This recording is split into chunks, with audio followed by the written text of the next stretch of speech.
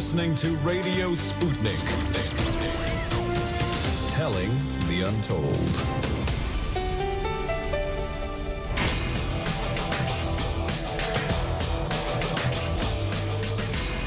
Fault lines. Live from across the divided states of America, it's time now for another edition of the most disruptive show, covering news, politics, and events from across these disunited states and the increasingly divided surface of our globe.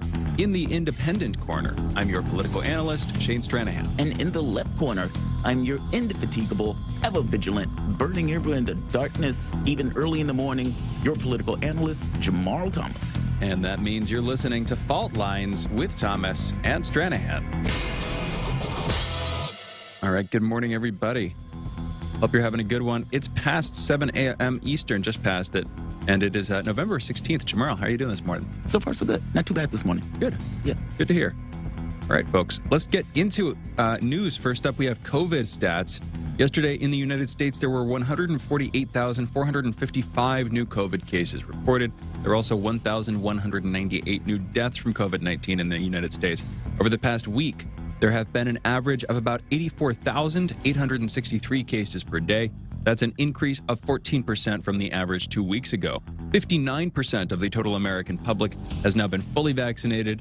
68% of residents have received at least one dose of a COVID vaccine.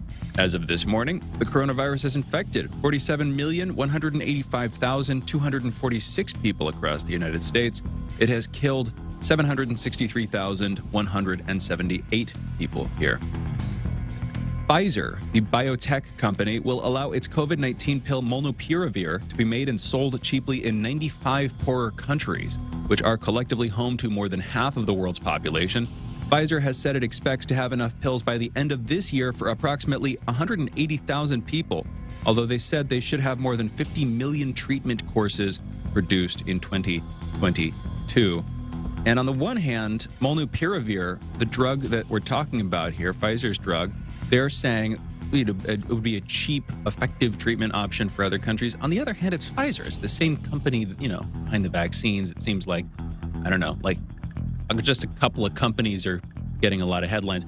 Granted, I don't know, maybe pharmaceuticals are natural monopolies, or maybe it's just that, Pfizer has won this round of competition between the big pharmaceutical companies over who gets all the name recognition, who gets all the money, and maybe who's able to do the R&D fastest. I don't know. Or who has the closest relationships with the government. I just want to point out Pfizer making a lot of appearances as a company in the COVID response here.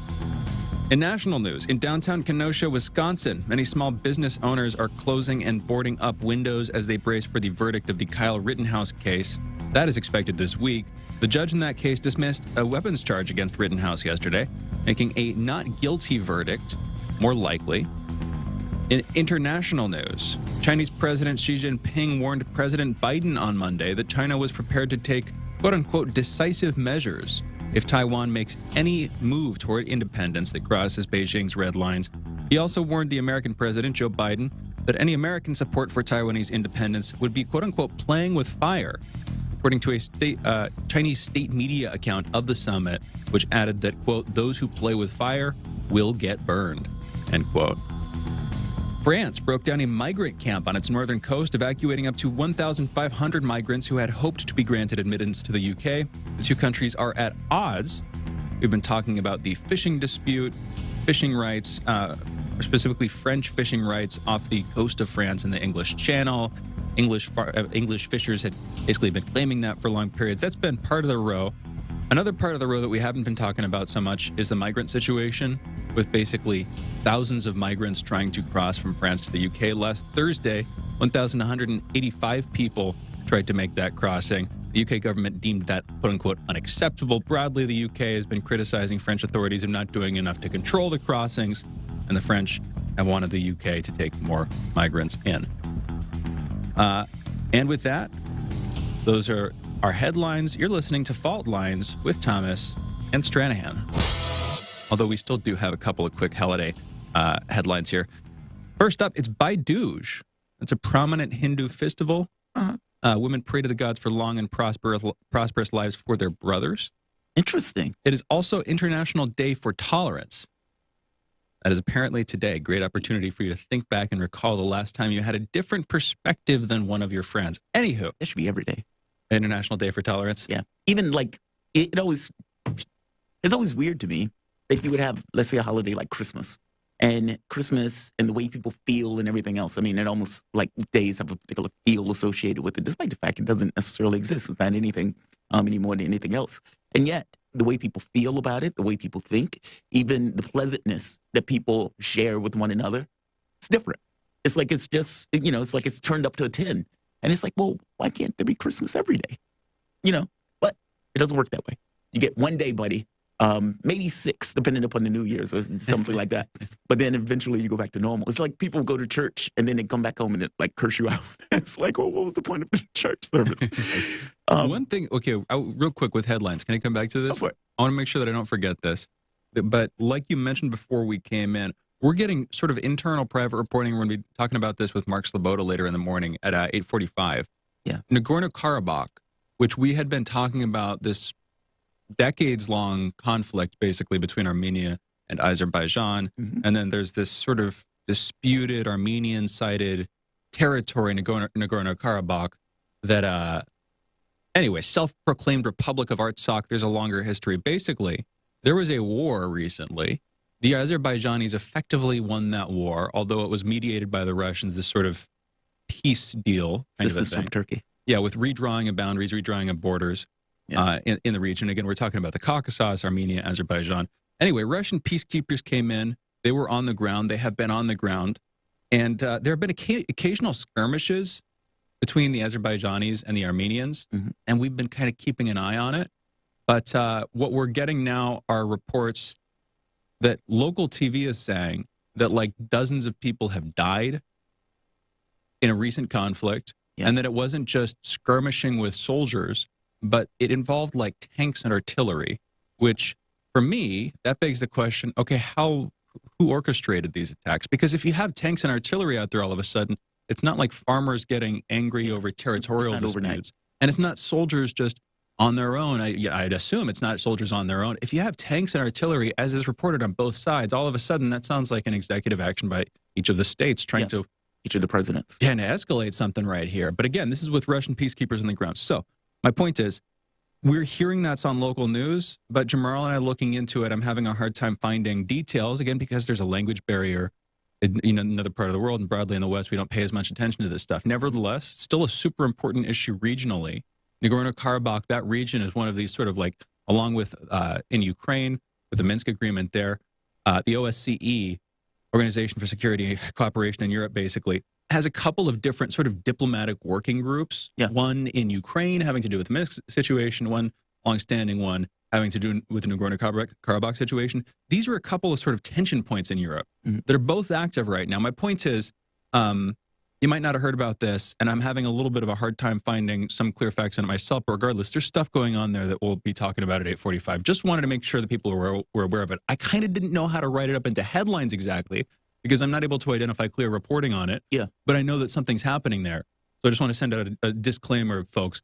We'll be talking about this. This is a thing, but hopefully that makes sense, the disclaimer. Yeah, this is weird on a few counts. So, the first time around, like you said, they had this conflict that went back for decades. And, it being one of those old Soviet states, both Azerbaijan and Armenia, it wasn't necessarily delineated in regards to who had what, per se, if that makes sense. And you get this weird situation where these guys have been at each other's throats forever in this kind of weird military standoff that was kind of like a frozen conflict in the way that it's going, or the way that it was going. Turkey gets involved with Azerbaijan, and together they basically destroy any force that was put up against it for Nagorno-Karabakh. And they end up taking Nagorno-Karabakh. I mean, it was, whatever that military conflict, I forget how long it took, but it was somewhat decisive. Pashinyan, prime minister of Armenia at that point, you would think, how is this guy going to stay in power? But he stayed in power. And more importantly than him staying in power, there were various people who were in that government that end up getting beat up the very specific night that Pashinyan came out basically saying, look, we're letting this go. we're basically losing this contest. Basically surrendering that. Yeah, basically surrendering Nagorno-Karabakh. And after Nikol Pashinyan was himself the bellicose one, he was the one in the Armenian government. He pushing for the war. Yeah, basically. he seems like he was pushing for it more than anything else. Yeah, and then lost it. I mean, lost it fabulously. Lost it. Nagorno-Karabakh was seen as being, if I'm not mistaken, Azerbaijani territory, but Armenia was the one who basically had it, meaning nobody necessarily saw it as being part of Armenia. I have to go back and look over the notes for this because it's been a while since we talked about it. But they were able to basically take the territory. If I'm not mistaken, the rest of the world didn't necessarily recognize that place as being Armenian territory. But either way, you have this kind of weird situation where these guys are back at each other's throats. And if it's anything like the first conflict or the first war, this could be bad. Yes. I mean, and a weird part of this, they lost, like, absolutely. Like, it wasn't even close, especially with the force of Turkey assisting Azerbaijan on that particular point. They had drones, they had all of these other military vehicles and technology, and it didn't seem like Armenia kept up with this kind of technological change. Part of it, if I'm not mistaken, had to do with like revenue that Azerbaijan was able to get, I think from oil or something, where they were able to increase their military capacities, where Armenia didn't complete their military capacities. So despite this kind of frozen conflict, you have one side that's bolstering their weaponry and armaments and then making allegiances with, let's say, like Turkey. And the other side is not doing that, despite the fact that it's being somewhat bellicose in the things that it's saying. Yeah, Russia got involved in order to basically broker a peace deal. Turkey was part of that kind of negotiation part. But a little bit, but it was really Russia. It was really Russia, it was yeah. really Russia. Well, when Putin was negotiating, if I'm not mistaken, Turkey was involved in the negotiations. They totally were, but the way I remember that going down was Erdogan trying to assert himself as a larger player than just a regional player, which he is. But in terms of that relationship there, these are both former Russian territories. Exactly. Russia as a geopolitical force in general, of course, compared to Turkey, is much, much, much larger. But even with these two nations, I get it. Turkey's right by there, but so is Russia. These were both Russian territories. Russia's the primary they're the mover and shaker intermediary and broker with this kind of thing. That's my point. So when Turkey, when Erdogan decided to get involved, I think that was... He's trying to instigate himself into this particular conflict. Exactly. Yeah, as he was by supporting Azerbaijan. You're absolutely right. Azerbaijan got that money from oil, but they also got Turkey support. I also remember Israel had some of its drones being involved in some way, but I kind of want to go back. like you're saying, it's been a while. It's been so long since we hit that story. Yeah, my memory is slightly foggy on some of the stuff. We'll be revisiting it because, again, it's not just... We had heard about little skirmishes back and forth with people firing at each other, those kinds of things. Yeah, but this is a different animal. A death here or there. Yeah. 50 deaths, something like that. That's the number I saw. We were told about. And yeah, anyway, we'll be talking about it again later on. Yeah, that's a different animal. I mean, it's man, I can't believe that this is starting back up again. I mean, the entire point of the Russian peacekeepers there was in order to prevent it from starting back up again. Also, secondary, you would think that there would have been an incentive or disincentive to start some kind of conflict again after Armenia lost so horribly. Yeah. I mean, it's like after you get bested to that degree, you would think, okay, there's no way they're going to do anything else about that in the foreseeable future. This necessarily gets pretty touchy, but what I've heard is that the Armenians just have national pride, like a pretty strong national pride when it comes to that kind of thing. Now, me saying that, if you're an Armenian and you have national pride, you're probably not going to like me saying that. But like the sense that I've gotten is that they're a little bit bellicose because there's this sense of like, I don't know, resentment or something like that, or lost territory. And of course, with Turkey supporting Azerbaijan, Armenian genocide, which the United States just sort of doubled down on recognizing. So I get there, and substantially growing up in LA, there was a big Armenian population in Glendale, big cultural force, one of the larger cultural forces in the area. My point is, it feels like America in some sense. I could see why the Armenians looking to the States and looking to all these countries would be like, come on, help us out. Come on, do that. But we don't necessarily want to, and we shouldn't necessarily. And especially if objectively they're just using it as a conquest, as justification to take this adjacent territory that's disputed, ancestrally disputed territory between Armenia and Azerbaijan, we don't want to put our hands in that pot. Yeah. So not to mention it's like Russian territory at this point, or Soviet, these are Soviet states. Former Soviet states. Yeah, former Soviet states. Yeah. It'd be very weird for the U.S. to get involved in something like that. I mean, it just seems like out of our sphere of influence. Totally. But yeah, man, that story was always fascinating to me. But yeah.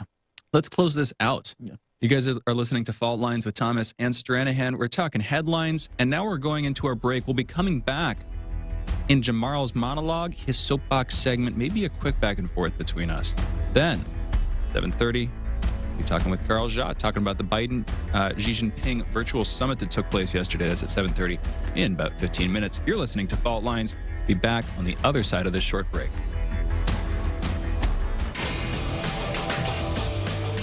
Fault Lines. Radio Sputnik. They're bringing drugs. They're bringing crime. Like beer? Yeah, we drank beer. Whoever's in charge, and I want the recorders to talk about that.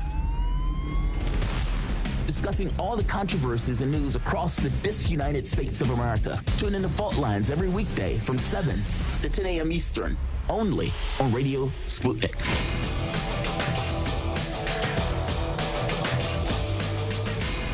Fault Lines.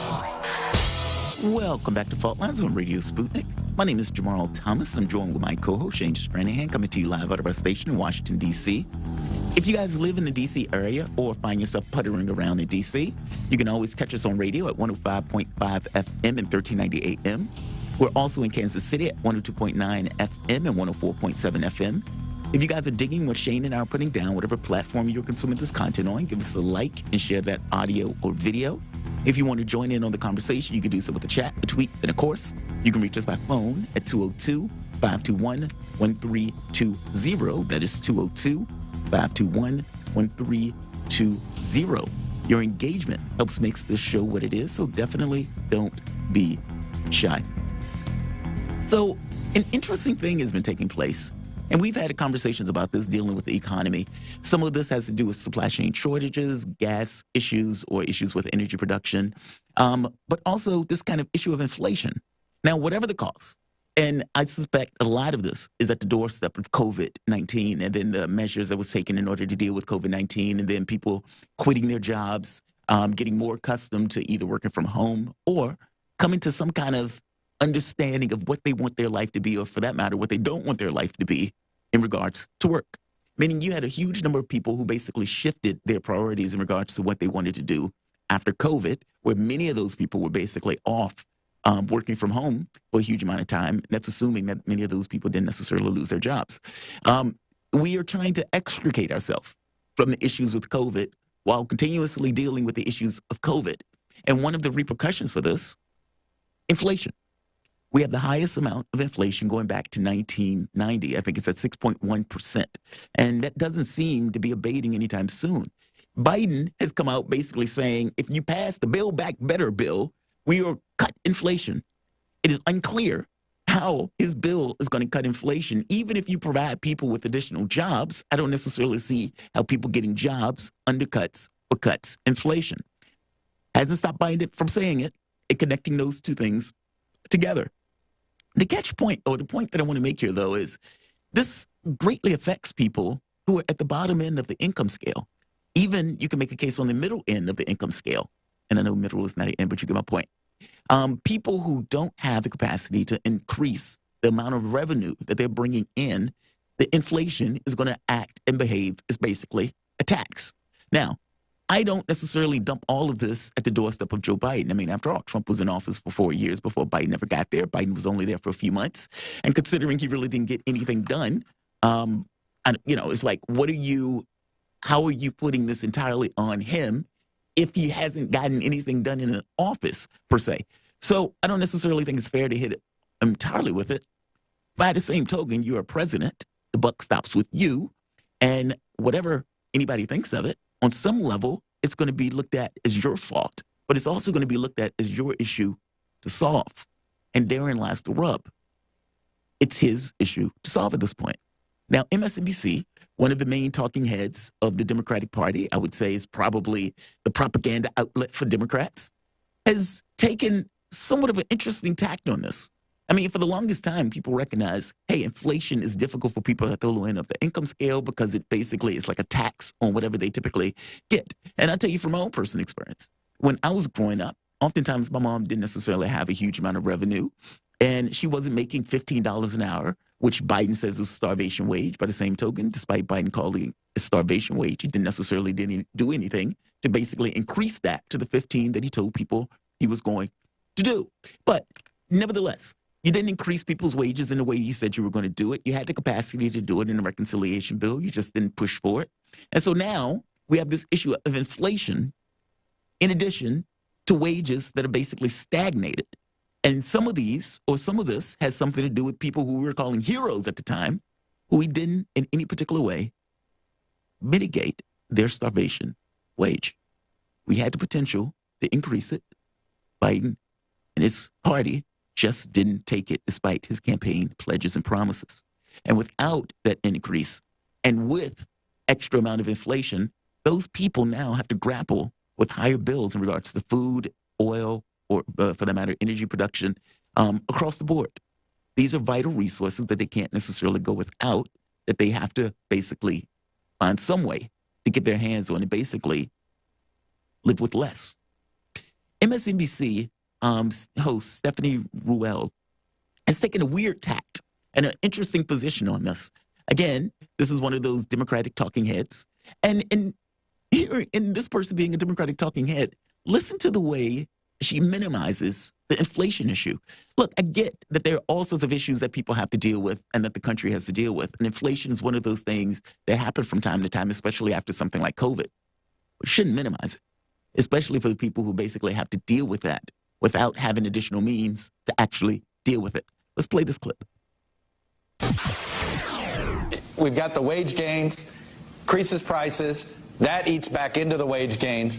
What stops this circular sort of spiraling upwards of inflation? What puts a halt to it? Well, listen, Michael is not wrong. This is not inflation in isolation. It is 100% connected to COVID. And we should remind our audience, and frankly, the administration should as well, they knew it was going to be a complicated and bumpy economic recovery. That's why we have expanded child tax credit, right? You've got families of 60 million children in this country getting on average of $460 a month because of that. You're worried about people who are on fixed incomes. All of us are, but come next year, that inflation adjustment is going to be up 5.9%. So they've made those adjustments. They knew this was going to be rocky, but the question, well, when are prices going to go back down? Here's the dirty little secret. Why will they? There's a record amount of household savings in this country, and we might not like these high prices, but we're lining up to pay it. We've got booming consumer demand. We have booming consumer spending. You're right. You can't get a new dishwasher. One of the reasons, because an enormous amount of people are renovating their kitchens because they've saved so much in the last year. Think about what she's saying here. Why would inflation go down? Why would that take place? And her basic argument is, well, people have saved a ton of money. And further, later on, she kind of makes this point about the stock market, saying, and as we said a moment ago, right here. Yeah, she even makes a point about the stock market being up, because the stock market is being up is indicative of people having all sorts of stocks. I mean, look, it is easy for a person who's making tons of cash, making bucks. She's not going to worry about the ability to be able to pay her food or anything like that. But a lot of people are. And even if you're going to have this notion of adjustment for fixed incomes, that's next year. That's not now. The inflation stuff has been going on for several months, meaning those people have had to deal with that going for months, even if you make an adjustment for it next year. She mentions the child tax credit, 60 million people or 60 million kids getting an average of $430 a month. Look, yes, people were getting additional revenue. That's fair enough to say. By the same token, this is still like a tax.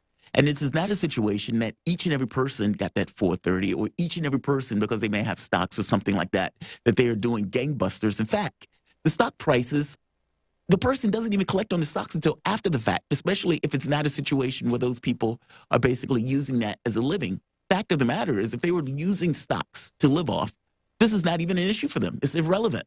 But the money that people have in the stock market is more so related to basically retirement. It's not necessarily something that they're talking about now, right here. And we said a moment ago, we're expecting retail sales this holiday season to break records. For those who own the value of their home is expected to go up. And while the stock market isn't the economy, you got over half of American households with some investments in the market. So what? Again, the money that they have in the market is not that they're making a living off of like some billionaire or something like that. That money is in the market often for retirement. It's for retirement. Why are you invoking the stock market as one of the reasons that people have this kind of extra loot in order to pay for this stuff? That's predominantly for retirement. As for the money that kids were getting, keep in mind, the reason the kids were getting this stuff is because Biden was trying to deal with the issue of poverty and children. And oftentimes you hear him say, this cut poverty in half.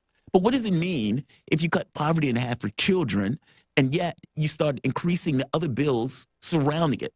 Meaning your impact has been lessened by this kind of additional tax that has taken place. Inflation from October 20 to 21, bacon up 20%, steaks up 24%, cereal up 4.5%, oil, fuel up 59%, eggs up 11.6%, furniture up 12%, laundry equipment up 15%, used cars up 26%, sporting goods 8.7%. Now, yes, you can go without the sporting goods. From the standpoint of food, you cannot. From the standpoint of gas, you cannot. Those things are taxes that regardless of your wages stagnating, regardless of the inflationary pressures that these things basically exert on the various items, you're stuck with those costs. It's pretty rich to turn around and say, why should inflation go down? It's perfectly fine, and we should be able to deal with this because the dirty secret is people have been saving money. Some people have been saving money. Maybe people of your particular class, maybe people that you know, maybe your friends and buddies and relatives and everything else. But I'm telling you, if I was growing up at this particular time with everything being exactly the same as it is now, meaning the inflation and everything else, there were times where we couldn't afford basic food. And so you're adding to these families who can't afford basic stuff, and you're basically increasing the prices on that. And for her, she's like, what's the big deal? What's the big deal, Shane? What are your thoughts? I mean, look, somebody can make an argument to me that says inflation is not entirely Biden's fault, but don't minimize, especially when there's going to be a lot of people out there who can't necessarily deal with prices as they are, but now have to deal with them jumping significantly. I mean, for gas price to go up 59%, that's a tax. Can't get around that. What's your thoughts? I think it's Biden's fault because it's whoever's fault I'm angry at, and I'm angry at Biden, so it's his fault. No, I'm just kidding. A couple sets of thoughts. For one thing, she partly does make a valid point, obviously, in its own limited way, when she's saying that the stock market's rising and, you know, a lot of people are getting money here. A lot of people were throwing money in the stock market. As far as it goes, of course it goes. You're saying that it doesn't apply to a lot of people she's thinking about. Pardon me. What she's saying doesn't apply to a lot of people. Yeah. A lot of people weren't saving money. But then there's also this weird phenomenon, Jamarl, which I feel the need to put into the conversation too, which is I look around at restaurants and convenience stores and stores in general, all around me, all around D.C., help wanted signs up everywhere. Yeah. And yet employment is high. Yeah, it's weird. Unemployment is high. Weird balance set of forces. Really So the inflation thing is no joke. Inflation is a tax on everybody, and it hurts effectively everybody in some sense, you know.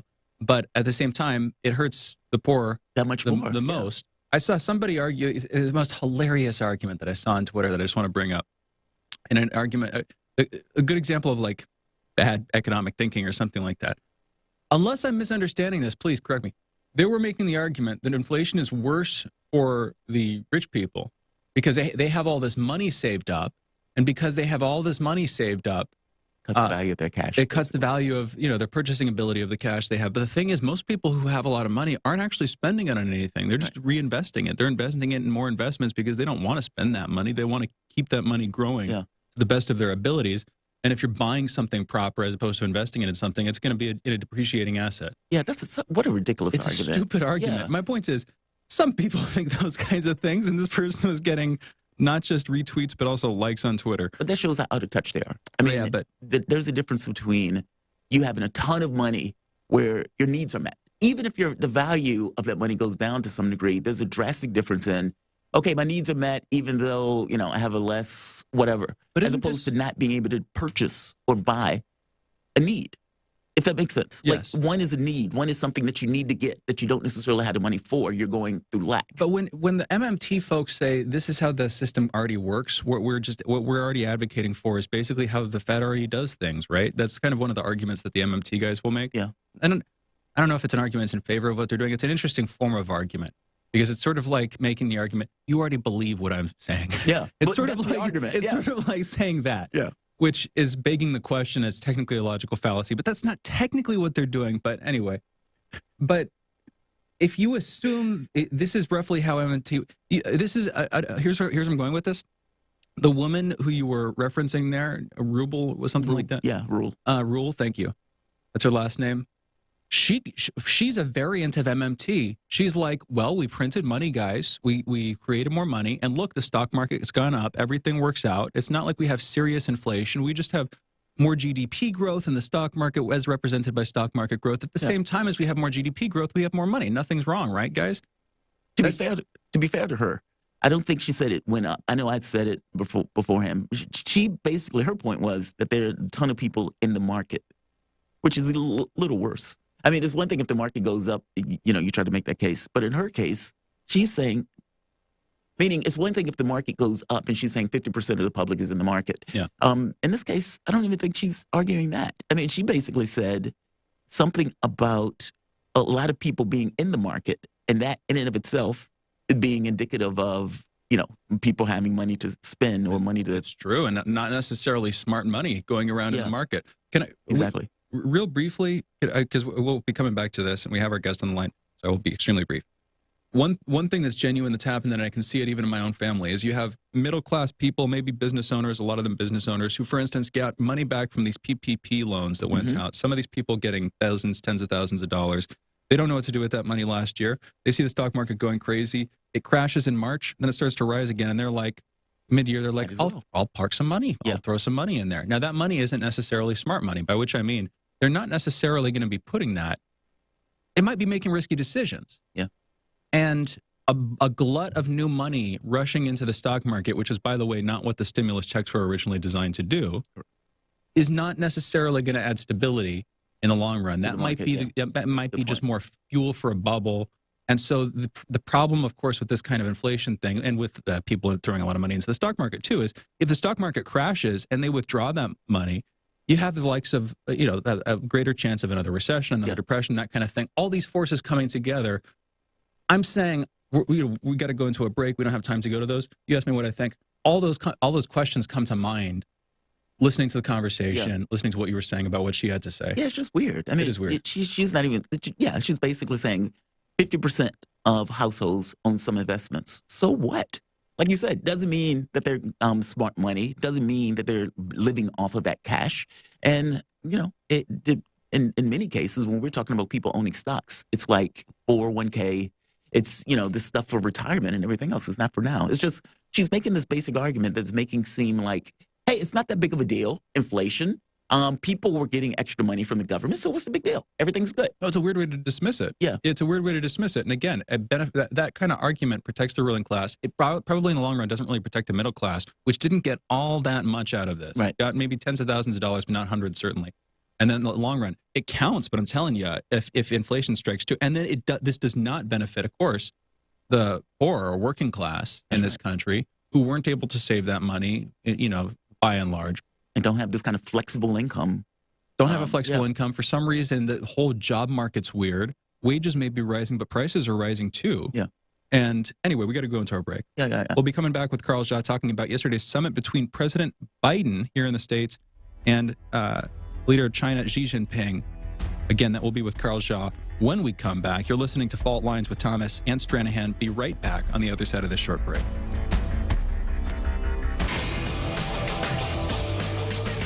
Lines. You're listening to Radio Sputnik. What do we want? News, politics, and culture. When do we want it? Wait, we weren't finished. News, politics, and culture without the red and blue spin. Okay, so now when do you want it? Daily from noon to 2 p.m. Eastern Time. Okay, satisfied now? never. Tune in to Political Misfits on 105.5 FM in Washington, D.C., and on 102.9 and 104.7 FM in Kansas City, Missouri, daily for our analytical fix. No surrender.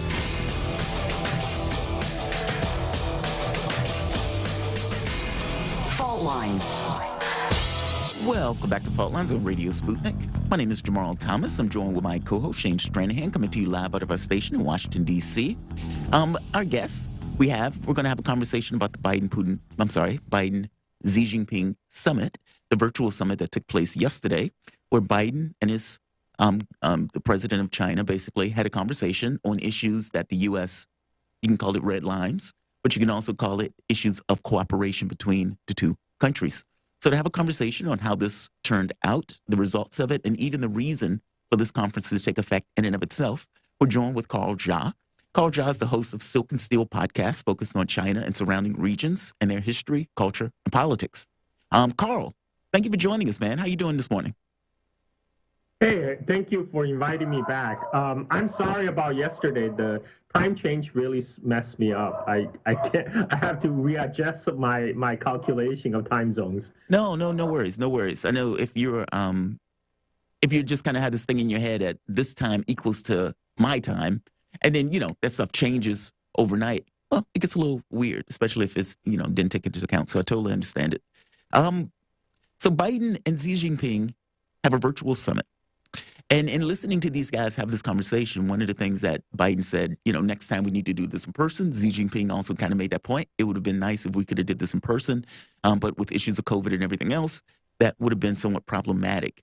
Now, why did they have this meeting? What was the main impetus for this meeting?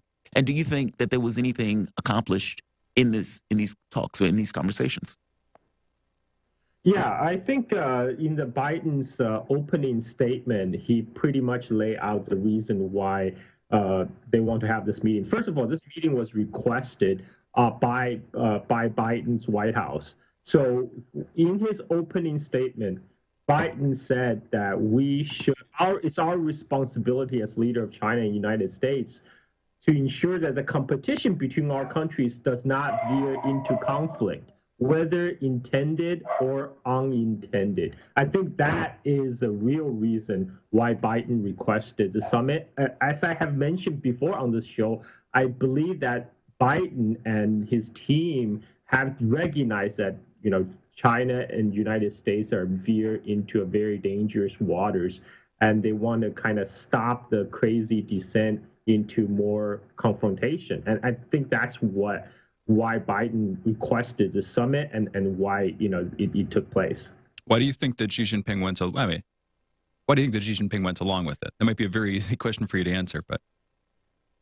Oh yeah, because from China's perspective, China has always wanted to have a more friendly and cooperative relationship with the United States. I mean, Xi Jinping said it as much in his own opening statement. He said that this is it's actually pretty interesting to contrast Xi's statement with Biden's statement, because Biden still mentioned about competition. What he's saying is, let's not have the competition veer into open conflict. But what Xi Jinping actually said is that we should share shoulder our share of international responsibility to work together, advance the noble cause of world peace and development, yada yada yada. But then what he the part that he stressed is that China and U.S. should respect each other, coexist in peace, pursue win-win cooperations, and he mentioned that the sound and steady China-U.S. relationship is required for peaceful, stable international environment, including finding effective response to climate change and COVID. So I think from China's perspective, it welcomes this overture from Biden's administration for a more relaxed U.S.-China relationship, a step back from the confrontation of the Trump years. Carl, we have a clip from that meeting, and I'm going to get your take on what's said in this clip. Let's play this clip. Today, we're finally getting this done. So my message to the American people is this. Yeah, we can cut this one. It was the clip between Biden and Xi Jinping, but it's okay. We can skip that one. So let me ask you this: was anything accomplished for this? Was this a positive accomplishment?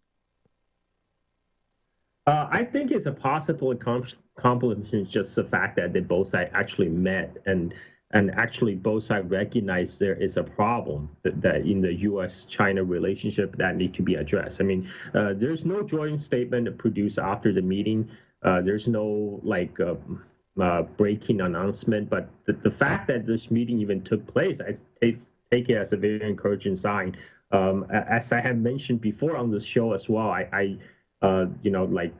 I said before, with the trade talks, with signaling that U.S. want to work with China on the climate change, these are all kind of signals from the Biden administration to kind of step back from the Cold War 2.0 rhetoric. And I think even if there's no concrete result from this meeting, it's an encouraging sign just because both sides recognize that they need to work together. Well, yeah, that is a positive, if nothing else. It puts me in mind of the meeting with Biden and Putin, where it was this feel of, okay, this relationship is getting out of control. We can't predict what the other country is doing in this, and this, unpredictability can lead to certain conflict and confrontation. And Biden seemed to have wanted to bring this down. What did China want out of this, by the way? And what do you think Biden wanted out of this? Do you think it was just, we need to bring down the hysteria and we need to have... Oh, yeah, definitely. I mean, as I said, what Xi Jinping, what China want is to cool off the rhetoric and to have a more friendly relationship with United States. For example, there's still many outstanding issues like the U.S. Trade sanctions, the issue on basically U.S. blockade of the semiconductor shipment to China. These are all the things that China desperately wants to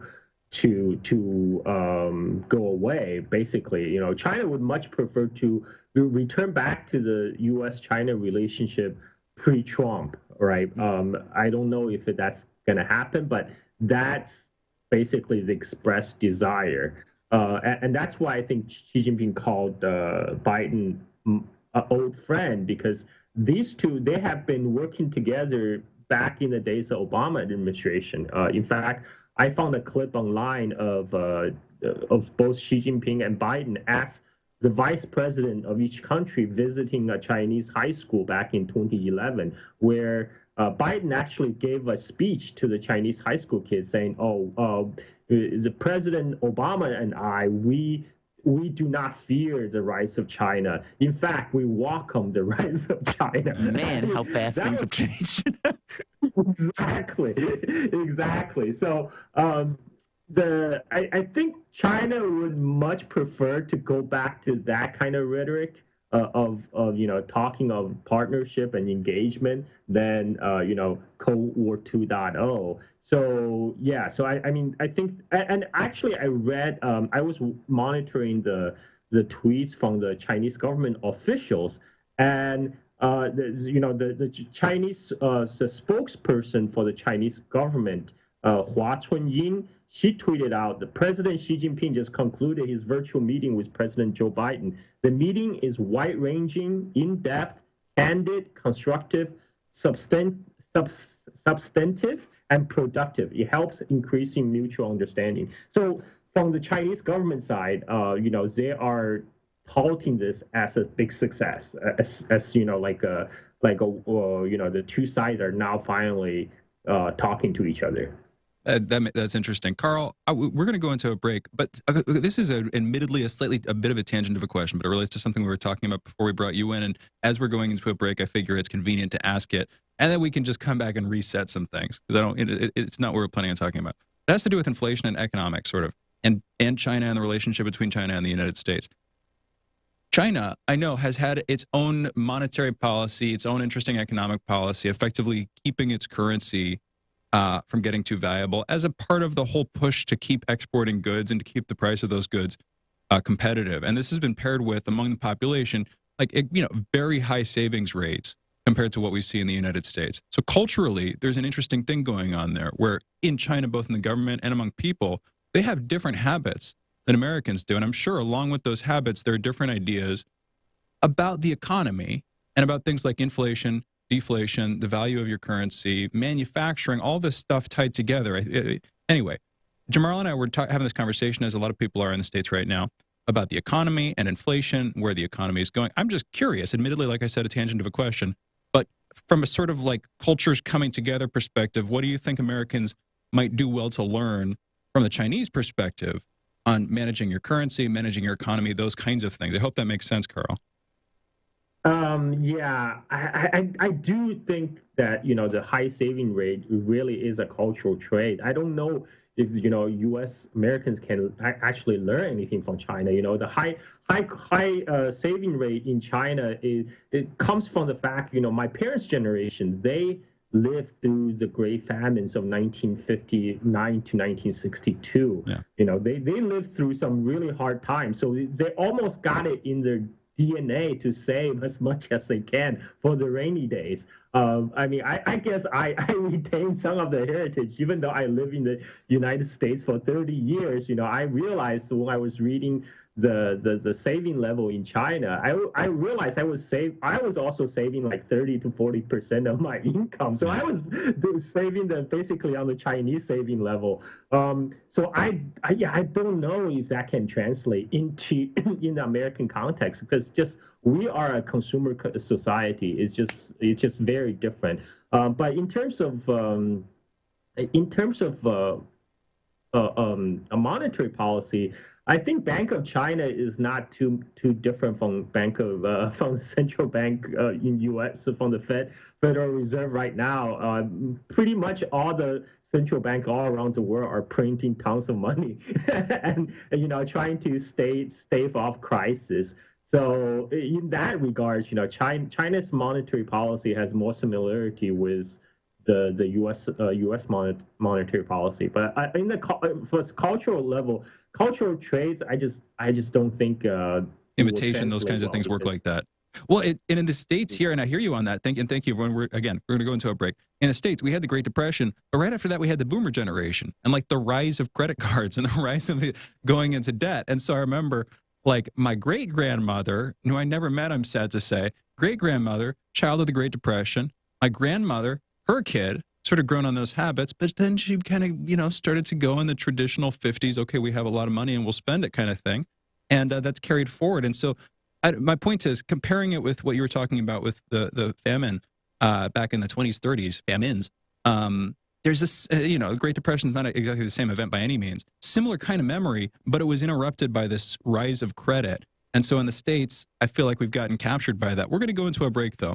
You guys are listening to Fault Lines with Thomas and Stranahan. We are joined by Carl Jha, host of the Silk and Steel podcast, focused on China and surrounding regions. We'll be coming back to that in just a minute. Be right back. Fault Lines. Breaking news, expert analysis, and exclusive stories, all in one place.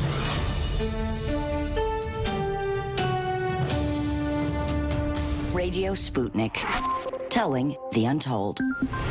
Want to know how international issues fit into local ones and how local issues fit into international ones?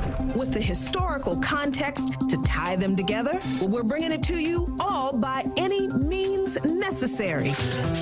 Tune in weekdays from 2 to 4 p.m. Eastern Standard Time to hear me, Jackie Lukman, alongside my co-host, Sean Blackman. By any means necessary, your guide to connecting the social, political, and economic movements shaping the world around us.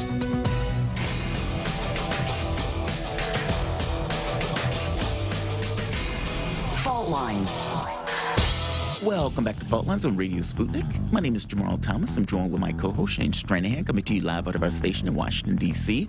And joining us to continue this conversation on the Biden-Xi Jinping summit meeting, or virtual summit that took place yesterday, we have Carl Jha. Carl Jha is host of Silk and Steel podcast, focused on China and surrounding regions, their history, culture, and their politics. Carl, thank you again for continuing to join us. Oh, thank you. Anytime. So we have the clip. Let's play this clip, and I want to get your take on what's being said after the fact. Good evening to everyone here in the United States, and good morning to you, Mr. President, in Beijing. 是我们第一次以视频的方式会晤。 Good to see you, Mr. President, and your colleagues. It's the first time for us to meet virtually. Although it's not as good as a face-to-face meeting, I'm very happy to see my old friend. As I've said before, it seems to me our responsibility as leaders of China and the United States is to ensure that the competition between our countries does not veer into conflict, whether intended or unintended. Just simple, straightforward competition. And it seems to me we need to establish some common sense guardrails to be clear and honest where we disagree and work together where interests intersect, especially on vital global issues like climate change. None of this is a favor to either of our countries, what we do for one another, but it's just responsible world leadership, and you're a major world leader, and so is the United States. 这是我们中美两国和世界各国人民的共同愿。 As the world's two largest economies and the permanent members of the UN Security Council, China and the United States need to increase communication and cooperation. A sound and steady China-US relationship is required for advancing our two countries' respective development and for safeguarding a peaceful and stable international environment, including finding effective responses to global challenges such as climate change, which you referenced, and the COVID pandemic. I now look forward to a wide-ranging and comprehensive discussion with you, Mr. President, on overarching issues. Thank you. Carl, what happens when one of those guardrails is on something like Taiwan? That's it. When he said that, my thought was, yeah, what about Taiwan? Isn't China going to also get across their guardrails, meaning here's our red lines? It's not just going to be one of those things that the U.S. dictates. On issues of Taiwan, how does this particular meeting help? Oh, I think on this issue, Xi Jinping actually reiterated China's red line on Taiwan. China clearly said that basically independence is going to be the red line. And she actually said for those in Taiwan seeking independence, and their supporters in the United States, they're playing with fire. And the Xi Jinping's actual speech, he said China is patient and seeks peaceful reunification with great sincerity and effort. But if the Taiwan secessionists provoke or even cross a red line, we will have to take decisive measures. So this is actually just a reiteration of China's position that China is aiming for peaceful reunification unless Taiwan cross a red line, which is declared formal independence. And I think that is communicated clearly to the United States. Well, I bet there are a couple of other things that come in here. For one thing, the recent revelations of the CIA doing training on the ground in Taiwan, that's another lesser but still significant red line, isn't it? I mean, if we have a number of red lines and some of them have already been crossed, that's by its definition pretty ambiguous.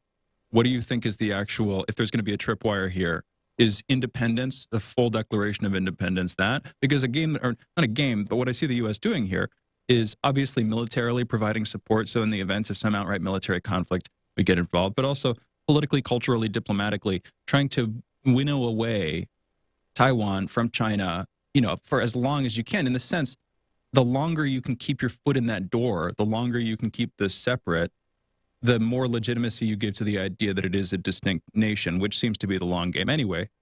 Carl, what are your thoughts on this? Oh, exactly. I mean, I think that Xi Jinping also addressed that issue as well. And he phrased it, he didn't say Biden. He said some people in U.S. would like to, trying to change the status quo. And that's not something that's not a wise course of action. And this may be referring to the U.S. congressional delegation that just recently visited Taiwan. And as you mentioned, the U.S. is encouraging Taiwan seeking more international recognition. That's also something that China definitely frown upon. And on the side of Biden, they actually reiterate that U.S. will abide by the longstanding U.S.-China policy as a form of reassuring Beijing that the fundamental policy of U.S. has not changed. So I think I think there is, we talked about on the show before, there is elements of the U.S. government that very much like to escalate the tension in order to keep feeding the military-industrial complex. And that, unfortunately, has led us to this moment where, Biden administration felt they have a need to reach out to Xi Jinping and reassure them that, we don't actually want confrontation. Yeah, confrontation seems like it would be the worst of both worlds. Are they going to have any future meetings in this similar vein? Okay, so somebody mentioned that the topic of the White House envoy to Beijing Winter Olympics didn't come up. And also, Xi Jinping didn't send the invitation. So I think there obviously is still a lot of issues were left open. I mean, this is more of a kind of a show on both sides. They're willing, the willingness to work together to veer away from conflict, as Biden says. I think that's more important than any kind of concrete result. And I'm sure they're working, the officials on both sides are working furiously in the background trying to set up to something in the future. We just don't know yet. Makes perfect sense. Yeah, very interesting. Okay, another side of this, Taiwan. I want to sort of double down on this for a second.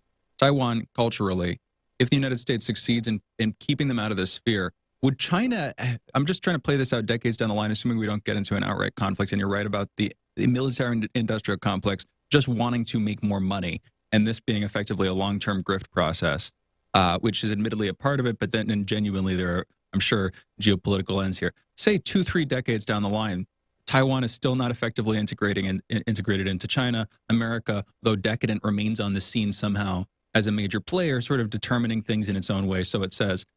And Taiwan, again, still not part of China, has drifted further, has gotten more woke, which it seems to me, and please correct me if I'm wrong, it seems that Taiwan is proudly more woke than China, and that's not an arbitrary thing to bring up, I think, politically or culturally.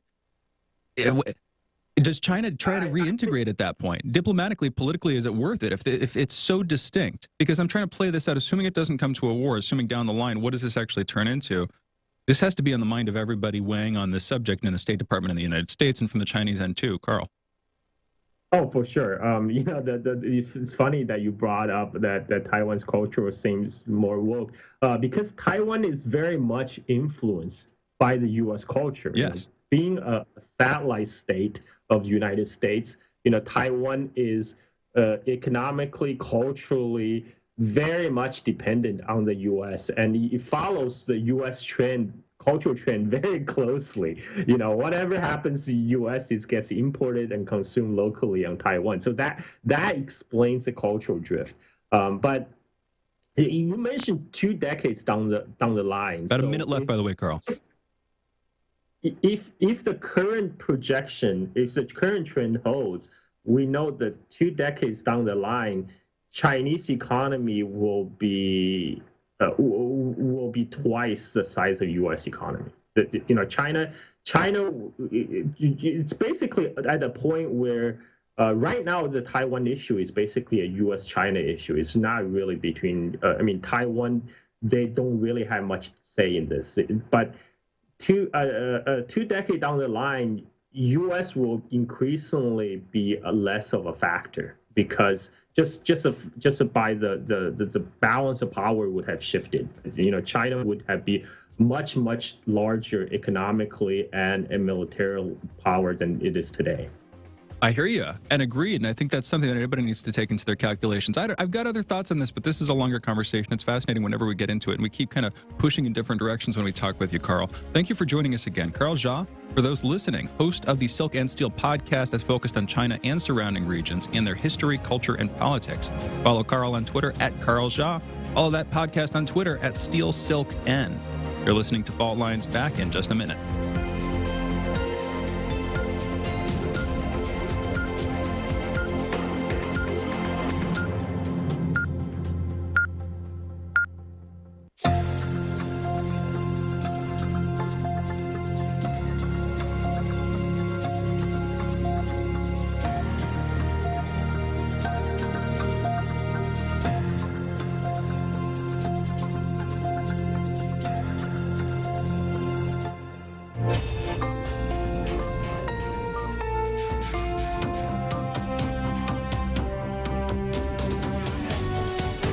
Listening to Radio Sputnik. Telling the untold.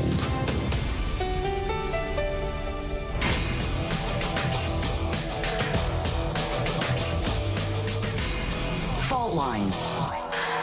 Live from the divided states of America, precipitously perched at the edge of this resilient and exploited globe. Welcome to your context lens for the American perspective. In the left corner, I am your ever-vigilant, your indefatigable political analyst, Jamarl Thomas. And in the independent corner, I'm your political analyst, Shane Stranahan. That would mean you're listening to Fault Lines with Thomas and Stranahan. Right on. All right, so let's do this. Let's get into the headlines. Great conversation with Jha. Look, all things being equal, I'm glad that Biden is having these conversations as opposed to just, conflict, and we're not going to talk to him. At the very least, there's some level of conversation. Oh, I hope so. But gosh, I'm just worried that it's all noise. I don't know. Where my mind goes with this stuff is, okay, assuming we don't get into an outright conflict, and I won't take too long, but it's just interesting to me. Assuming we don't get into an outright conflict, it's kind of where I was going. And the United States, like he was saying, Taiwan it continues to be pulled like a rope in the tug of war culturally between its natural inclination, which is China, and then America, which is this dominating cultural force. And when I say dominating cultural force, think of America for a second. Movies, culture, you think of that's big, but also woke. And I'm not kidding. When people talk about woke as a cultural export, there's this idea. What is wokeness? And I'm not even being derogatory because there are upsides to it too. It's the idea that in any given context, there are oppressive forces, there are inequalities, there are long-lasting cultural inequalities that perpetuate themselves, which is true in any political context, and that you need to focus on that in society and sort of undo them, which fits literally anywhere in the world. Literally anywhere in the world, there are going to be long-lasting cultural and political inequalities that privilege certain classes above others, just based on cultural differences, religious differences, etc. That idea, that ideology, that meme, can persist in all these different forms. And China clearly is very resistant to it. Now, it seems to be winning out in Taiwan. Now, does China want to permit that? How would they deal with that? If that becomes a real, which, again, if you look at Taiwan, the woke thing in Taiwan, I'm not kidding, it's a big factor there, especially as it's contrasted with how China's handling things.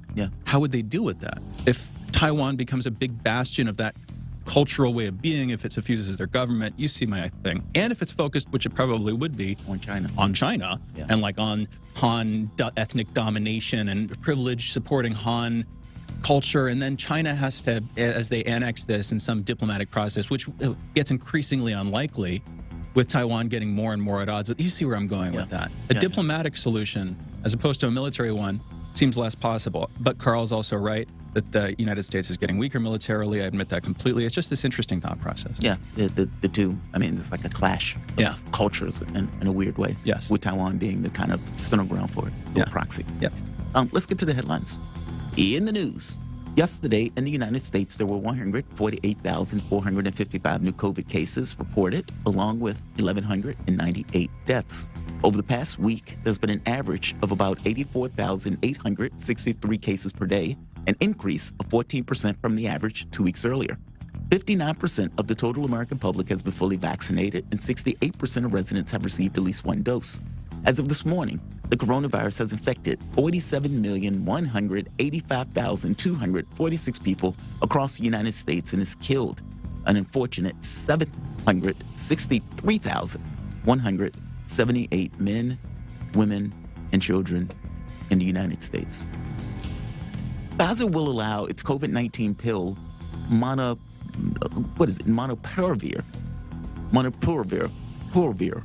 to be made and sold cheaply in 95 poor countries, which are collectively more than half the world's population.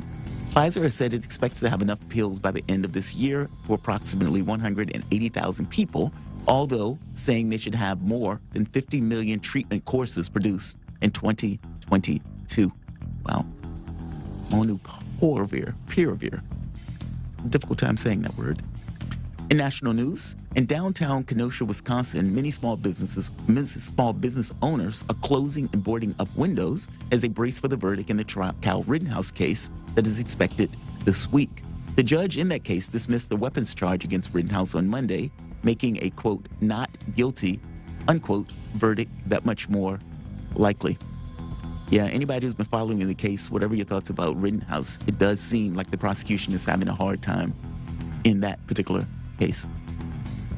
In international news, Chinese President Xi Jinping warned President Biden on Monday that China was prepared to take decisive measures if Taiwan makes any move towards independence that crosses Beijing's red line. He also warned the president that any support for Taiwanese independence will be, quote, playing with fire, unquote, according to Chinese state media accounts of the summit, adding that those who play with fire will get burned. In France broke down a major migrant camp on its northern coast, evacuating up to 1,500 migrants who had hoped to be granted admittance to the United Kingdom. And those are your headlines. You guys are listening to Fault Lines with Thomas and Stranahan. Yeah, that's pretty strong statement. I guess, like Carl just said, on some level, this was both of these guys giving their red lines. It's like, all right, within the context of these borders, there's competition. Beyond this border, you're at a red line, and those red lines can have dramatic consequences, not just for Taiwan, but also the world. I mean, think of what a military or naval engagement looks like with China and the United States. What does it look like? What does it look like for world trade? What does that look like for the economy? What does it look like for the lives that are lost? And, I've asked this question once before. How many dead Americans is the United States willing to leverage against some attempt to defend Taiwan? And that's assuming that the attempt even turns out to be successful. They're basically putting these are our red lines on the table. Don't cross these red lines. And that's kind of the point that I was asking Carl. When that red line becomes Taiwan, and Biden has already come out basically saying we will militarily defend Taiwan, and then you get Mark Milley basically saying, yes, we can defend Taiwan. Well, that looks kind of bad, especially considering that this is not within our sphere of influence, and it's considered to be part of China. And so you're basically saying we're going to stop China from taking another part of China. I get that Taiwan considers itself to be, independent, subjective in a particular subjective sort of way. But the reality of this, there are real geopolitical consequences associated with the U.S. policy towards Taiwan, the giving them weapons, the having the CIA or the troops on some level training on the territory. All of these things look bad. None of these things looks like the strategic ambiguity that took place before Trump took office. Biden has basically just doubled down on Trump's policies towards China, going as far as basically saying these guys are committing genocide.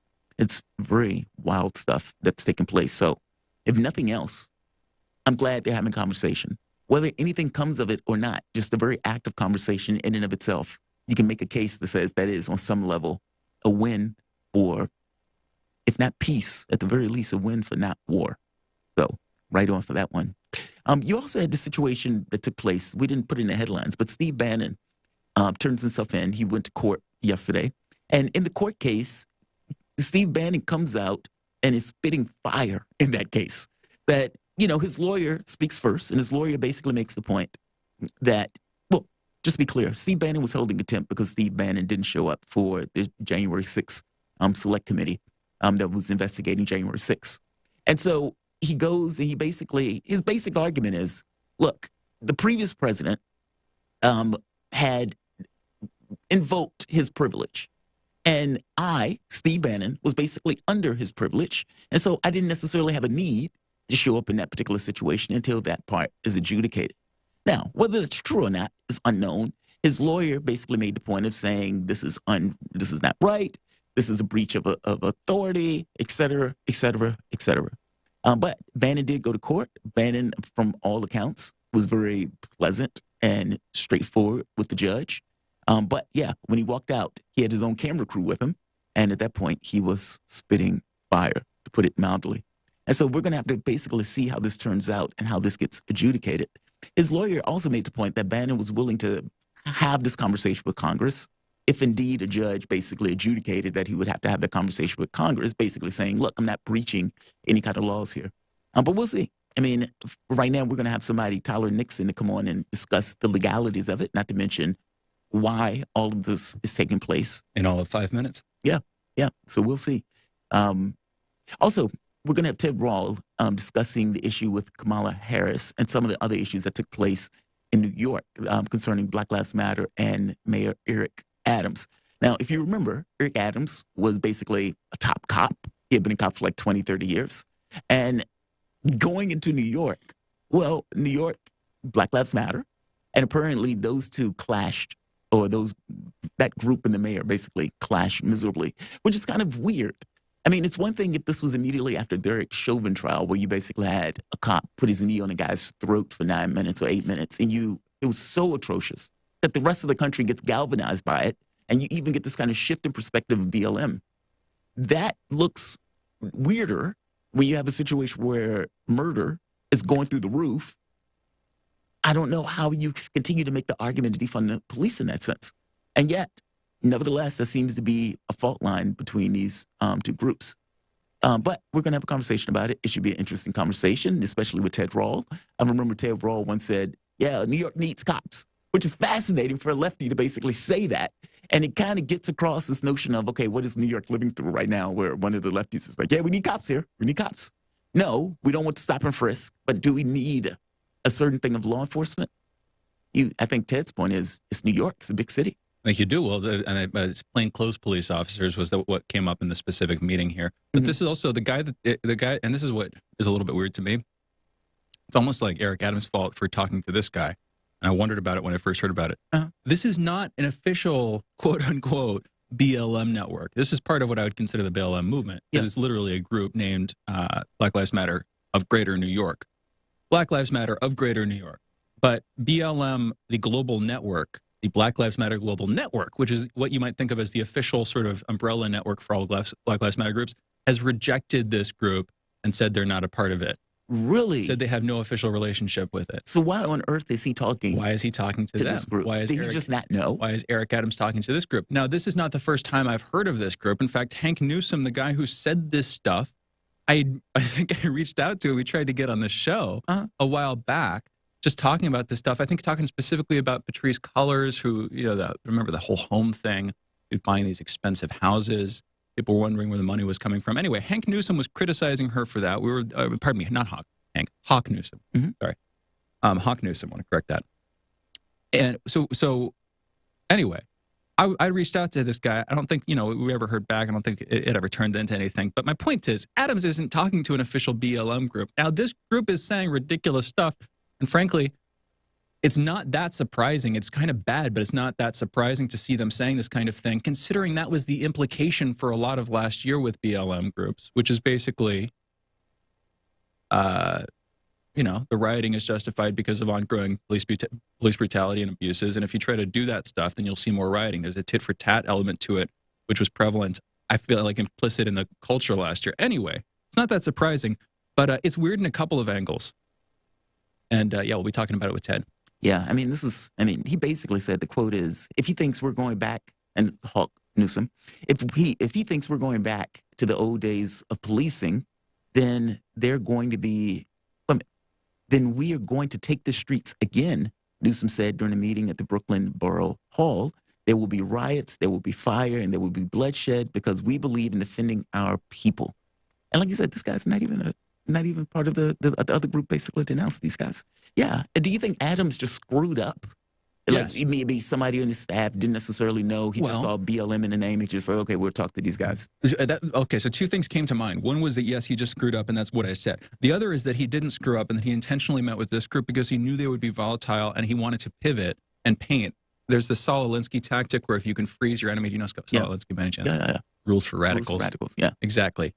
I forget the name. I forget all the rules, but there's this one rule, basically, if you can freeze your enemy, create a freeze frame, basically create an image, the context in your supporters. This is the enemy. This is what we're fighting. This is who we're fighting. Eric Adams, this is a perfect freeze frame of BLM, the enemy, as he attempts to reintroduce policing. Not reintroduce it, because of course there are police in New York City, but re-strengthen policing in the city. This is a perfect image of we will riot if you try to do that. Well, these guys are unreasonable. They're completely irrational. Basically, don't listen to them. Very good point. Which frees him up to do that. But that's the bad faith take, and who knows?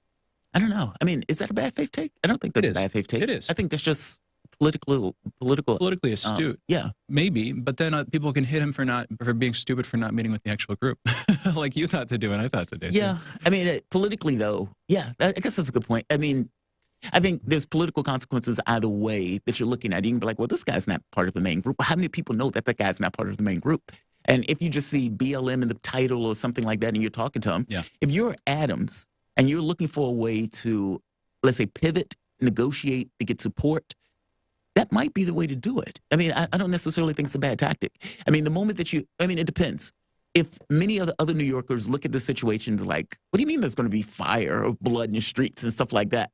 Well, they may recoil at that. Oh, 100%. I mean, if you have somebody like Ted Rall, who's basically saying, yeah, we need cops in the city, and you have these guys saying stuff like there's going to be blood in the streets, especially with the murder rate that's increasingly high, or crime rate that's increasingly high. That is a difficult position to hold. Oh, yeah. No, nobody wants stop and frisk. Nobody wants people being shot in the streets. Nobody wants that. But there's a secondary question of, does your city need, or for that matter, want cops? And if the answer is yes, even if it's not, we don't like this other stuff, but if anything happens, we want to be able to call cops. We want people on the streets. Then this position is going to be rough to stand by. So look, you could be totally right. I mean, you know what's sad about this whole thing to me, though, in a sort of cosmic sense, like an existential sense, even, Jamarl. You know, in comedy, sitcom, TV shows, how like often the dynamic, the like dramatic dynamic of any given episode is that characters have their problems, and then they'll like try something out, and the episode will be like something happens, and they try to like get out of their problem or something, and they like respond, and then at the end of the episode, they realize it's going to fail. That's like they become the butt of the joke. Everybody accepts them again in some way, and things resume to just go back to normal. Basically, in the dynamic between comedy and tragedy, a little bit more broadly, comedy. I was taught this literally going back to high school and then community college and stuff. Going through it broadly, comedies, things return to normalcy at the end in some sense. Things go back to being normal. There's a sense of permanency. Where in tragedy, there's like this absolute dynamic where somebody is ruined. Or something happens, something irrevocably shifts. I'm not saying this is a hard and fast rule, but this is what I was introduced to. Here's where I'm going with this. What's sad to me about this dynamic is that it's like Americans with the protest last year. It's like the character in a sitcom that realizes there's this problem with policing. You go out, you protest, it gets a little bit fiery, it turns into riots, people get killed. And then the next year, it's like you forgot everything you learned and you're back to normal. And the next episode of the sitcom plays and nothing has fundamentally changed. And it's like, okay, now we reintroduce policing. Yeah. We go maybe a little bit too far with that. And then in a couple of years, we'll have people complaining in New York City about Eric Adams and the cops that he put in the street and how they're brutally killing people or whatever. And it's like the cycle begins again. And I'm not even trying to choose a side here, but it's the like sense of being stuck in those problems as a society. That I don't know. I feel like it's like you recognize there's a problem. 1,000 people getting killed a year is grotesque, and that's even if you take out the killings, just the flagrant abuse of authority, the undermining of people's civil liberty rights, etc. And then you get protests, like you said, and people are like, okay, something needs to be done about this, and you get protests not just in the United States but all across the world. And then it seems like when crime rate goes up, we're back to crime rate goes up. Square one. And in the months after these protests start, you order the police back. You withdraw the police because you don't want police brutality. But then you have literal fires in the streets and people getting killed. And this guy named Kyle killing people apparently in self-defense. People are arguing this. Anyway, my point is, these are the consequences you get from a lack of policing. Now we're learning those consequences again for, I'm sure, the 1,000th time. And then we're probably going to go overboard with the policing in some cases. And then we'll go through that part of the loop. Yeah, there has to be some. Yeah, there has to be some breakthrough, something that transcends whatever this stuff is. And I mean, but it doesn't. It's not just with this issue. It's not just with this issue. That's the thing. And the fatalism, I'm not trying to say the fatalism that I'm getting across because it's absolutely fatalistic. Oh, we're just stuck in it. That's not real. It just takes a while to emerge something different. Maybe. But maybe it's also a sign that we're stuck in a kind of stagnant society that's not effectively able to solve its problems. Yeah. And it's not real in any greater sense. You can actually learn from these things and change. But culturally, I think the fatalism, the sense of fatalism, the sense that nothing is fundamentally changing or getting better, that things are only, when they are changing in a lot of ways, they're steadily getting worse. Yeah. For people. I don't know, that's real as a cultural factor, and it's worth noticing. But we should go into our break. We'll be coming back with Tyler Nixon talking about Steve Bannon charge, contempt of court misdemeanor charge for failing to appear. I think it's contempt of Congress. Contempt of Congress, thank you. Contempt of Congress misdemeanor charge for failing to appear, talking about the January 6th insurrection event, raid on the Capitol, breach of the Capitol, whatever word or phrase you want to use for it. We'll be talking about that with Tyler Nixon. You're listening to Fault Lines with Thomas and Stranahan. Be right back on the other side of this short break.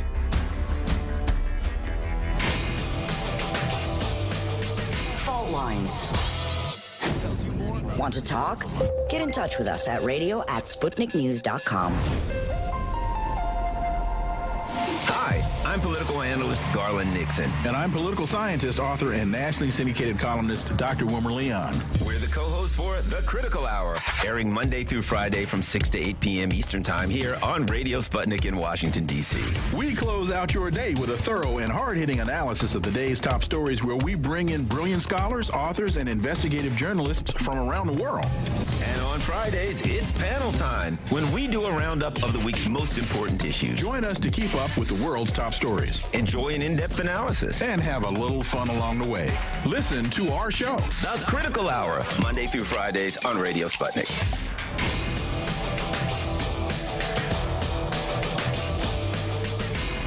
Fault Lines. Welcome back to Fault Lines on Radio Sputnik. My name is Jamarl Thomas. I'm joined with my co-host Shane Stranahan, coming to you live out of our station in Washington, D.C. If you guys live in the area or just so happen to find yourself in the D.C. area, you can catch us on radio at 105.5 FM at 1390 AM. We're also in Kansas City at 102.9 FM and 104.7 FM. If you guys are digging what Shane and I are putting down, whatever platform you're consuming this content on, give us a like and share that audio or video. If you want to join us in a conversation, you can do so with a chat, a tweet, and of course, you can reach us by phone at 202-521-1320. That is 202-521-1320. Your engagement helps make this show what it is, so definitely don't be shy. So we were having a conversation a little bit earlier about Steve Bannon. The House January 6th investigation basically wanted to bring Bannon in. Bannon refused, and he was hit with a contempt of Congress charge. This is basically a misdemeanor. However, it's still a crime per se. Bannon did go to court yesterday. I believe it was yesterday, turned himself in, and comes out with a fiery put down of this entire system, or the reasons that he is basically there saying it's unjust, it's unfair, and on some level illegal. To have a conversation about it, we're joined with Tyler Nixon. He's an Army infantry veteran, counselor at law, constitutionalist, advocate, writer, technologist, critical historian, and extremist in defense of liberty. Extremist in defense of liberty. I like that last one. Tyler, what's going on, my man? How you doing? Hey, gents, how you doing? I'm a little hoarse this morning. I got a little chest thing going. I think might be COVID-22, but I'll still try to keep it going enough for at least to talk about this little incident. Well, you're this little an thing extremist in defense of liberty, my man. You gotta suck that up. You gotta push forward. Oh yeah, of course. Got a question. So explain this to me for a bit. This is contempt of Congress. And Bannon and his lawyer immediately comes out. Apparently Bannon brought like a studio team with him to live stream the event. But he comes out and basically saying this is illegal. They're treating this like it's a capital case, despite it just being a misdemeanor. And that the case law has basically shown that this is not something that should take place. Is he correct on that? I mean, is this an issue of case law being pretty set in stone that this is not necessarily something? They don't hold people in contempt of Congress when there's a president that basically is saying that it's under his authority to, or let's say it's being adjudicated on whether or not Trump has authority to basically not go further in his explanation. Bannon is basically saying, I am under that rule, and that you guys are basically trying to put the cart before the horse and dragging me in through this process. What's the rules on this? Is there a rule set that's already been established on congressional testimony or lack thereof? You know, I think there are privileges that a president can assert. Generally, they extend to have been recognized as extending to members of his administration, but it can be anybody who he counsels with. It doesn't have to be an official of government, but at the same time, it can extend to the commission of crimes, which would be U.S. v. Nixon of all things, would be one of the cases that basically said a president can't commit crimes or confer on committing crimes and have executive privilege in that regard. So, but that being said, first of all, I would say just generally, Steve Bannon. Let's just say there's a little bit of karma, I think, going on here. Before I get to the larger issue, in that he basically either perjured himself before the Intelligence Committee or in Roger Stone's trial. He basically told the Intelligence Committee, Adam Schiff's committee, or actually at the time it was led by not Nunes, but it was Republican controlled, when they were doing the Russian collusion hoax investigation. He told them that he had never discussed at any time with Roger Stone, Julian Assange or WikiLeaks or anything like that. Then he testified against, not against Stone, but was a prosecution witness and essentially embellished the whole thing to make it sound like Stone was some sort of conduit to WikiLeaks. And, he blew up the whole thing to make it sound like way more than it was when he knew it wasn't that. And it was basically just to stick the knife in Roger. Yeah. And I felt, I lost whatever little respect I had for Bannon, who basically had also backstabbed Trump and then departed the White House and was fired, obviously. I lost it there because I felt he was just, this was not necessary. And considering the seriousness of the charges Roger was facing and the railroading that was going on in that district court in D.C. with that hit squad, that Bannon really was really callous and vindictive in that sense, and I couldn't justify it because again he embellished his testimony as far as I was concerned. That being said, anybody who doesn't think that Adam Schiff is a lying psychopath and that any investigation he's heading up is dubious on its face needs to have their head examined. This man is a complete. Is a criminal as far as I'm concerned. The abuses of power that Schiff is engaged in, the weaponization of processes within the Intelligence Committee, as well as the abuse of the justice system to achieve hits against his political opponents and the anybody who's allied with Donald Trump or on the Republican side have been in the stuff of just villainy is all I can say. Well, the man briefly, should be absolutely discredited. Adam Schiff should be completely discredited because you brought up his role, obviously, head of the House, Intel Committee. Also, you brought up Justice Department, his weaponization of that, his weaponization of the media.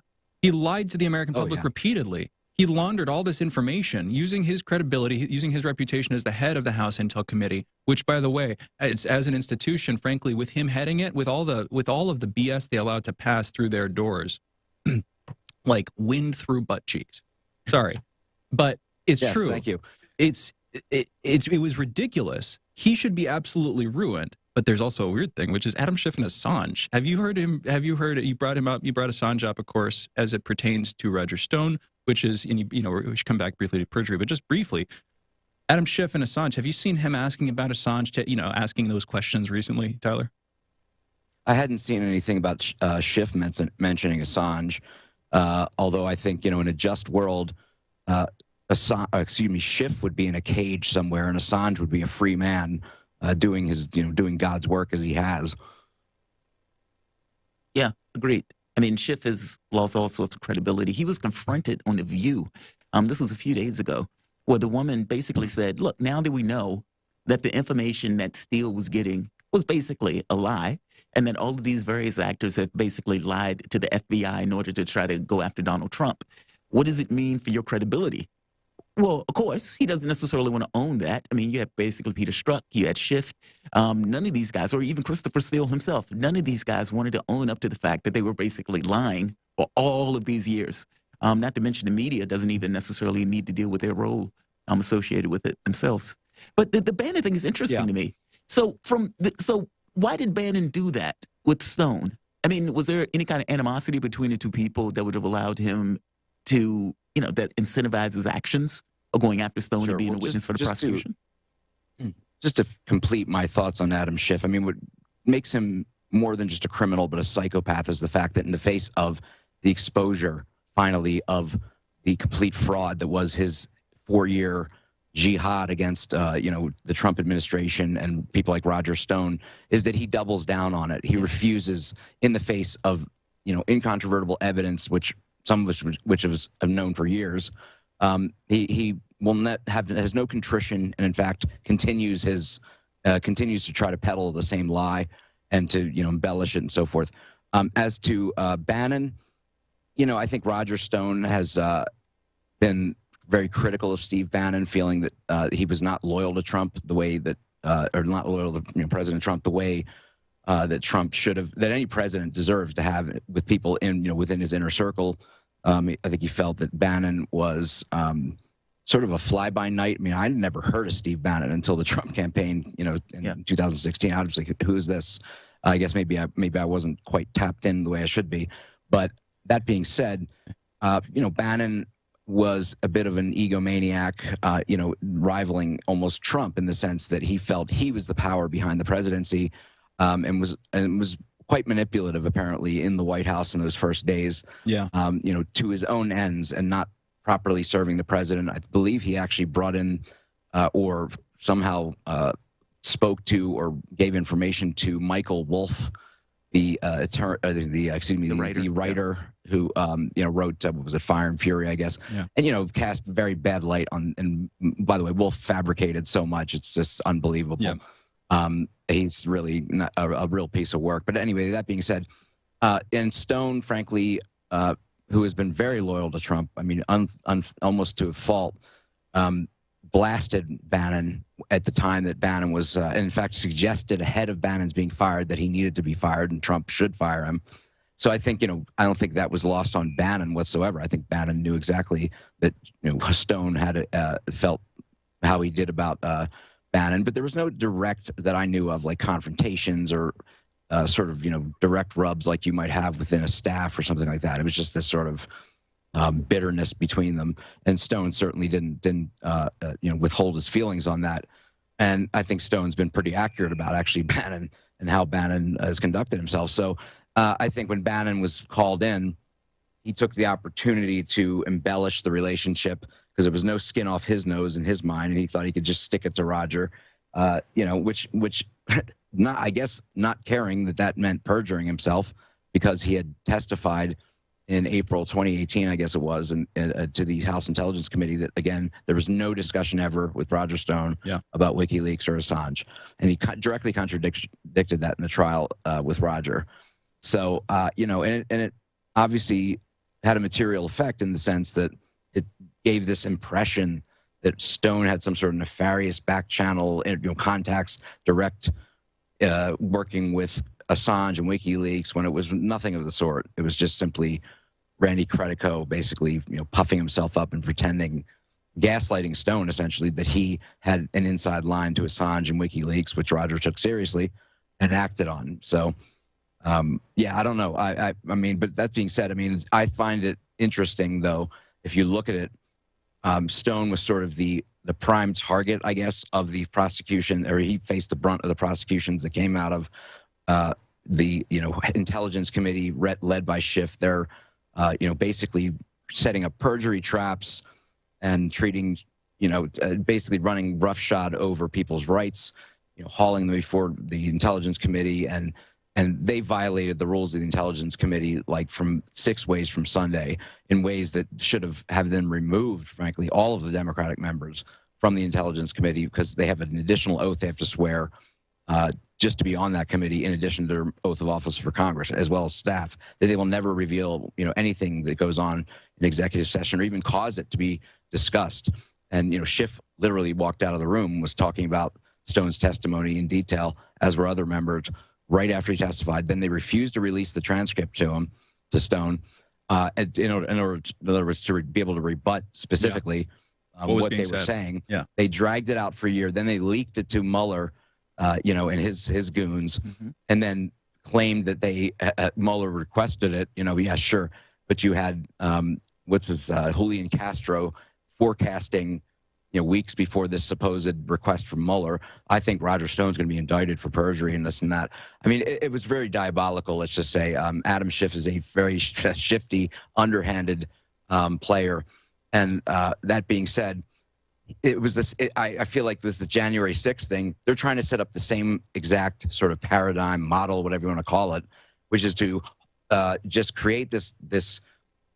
Things happened on January 6th, but to blow it up into what they have and to create this commission and to haul people by subpoena before them is just an attempt to do the same thing they did with the Russian collusion hoax, which is to blow it up into this big thing, this big running investigation, and with all these illusions of secret back channel meetings and so forth, and it was all a big plot run by Trump and his people out of, I mean, just like Russian collusion, frankly. It's almost identical. It's just a domestic and basically be able to take someone like Steve Bannon, order him or force him before the court, before their committee, and then try to trip him up in some sort of process crime. And they've got a more than willing DOJ, even more willing, frankly, than you look at some of the perjury that went on, so say from like an Andrew McCabe, Comey, and others, and there were criminal referrals in many cases for real, live and frankly consequential lies told to Congress that were never prosecuted. So here's Bannon just simply saying, I'm not going to testify. He could assert his Fifth Amendment rights, but then it forces him into a position of making it look like there's something he has to hide, but it's not really the case when you're dealing with a witch hunt, essentially, which is, you could call this witch hunt 2.0, I guess. I hear you. And the fact... The leader of the different leaders of the Justice Department, of course, you had Sessions, then you had Barr, but Merrick Garland might, with January 6th, too, we've been talking about the possibility, I use the phrase false flag, that's not exactly right, but the possibility of entrapment, the idea, and who knows with the false flag thing, possibility of entrapment, where you have FBI agents potentially out on the scene the night before, and Merrick Garland, current Attorney General, refusing to answer questions about whether or not they were there, what they might have been doing if they were there, any of that stuff. When he was confronted about it, saying that basically he couldn't discuss an ongoing investigation. Of course, we made the point at the time, I remember, who's going to come down on him for that? In other words, he chose where he wanted to fall on that. It makes sense that if there were FBI agents out there, the DOJ would want to run cover for them. But I guess my point is, and I agree with you broadly on January 6th, as a sort of redoing, a way to extend the runway for Russiagate. With Bannon, I wanted to come back to this for just a second. I wanted to come back, of course, to Roger Stone and to him embellishing the story and, like you were saying, perjuring himself.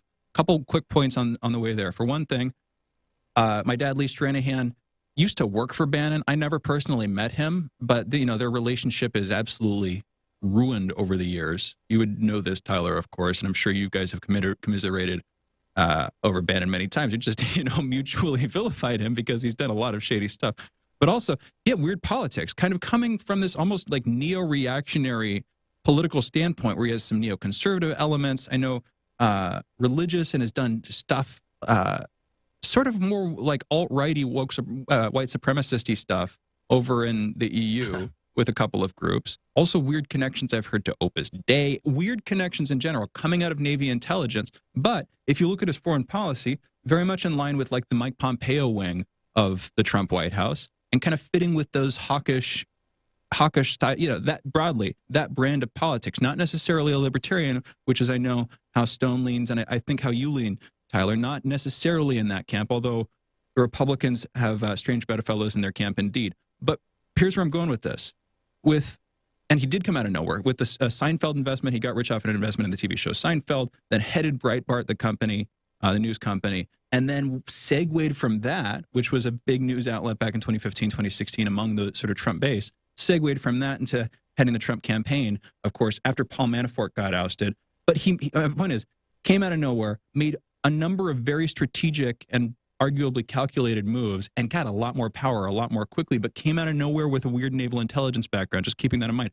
With all that, why is he embellishing this stuff against Stone? Is it to go after Assange, which the establishment doesn't like very much, but doesn't seem like a natural, necessary enemy of Steve Bannon, or like just because he doesn't like Roger Stone? Just take us back. Tyler, why did Steve Bannon embellish his story on Roger Stone? Why did he make it seem like Roger Stone was acting as this conduit in a way that he wasn't?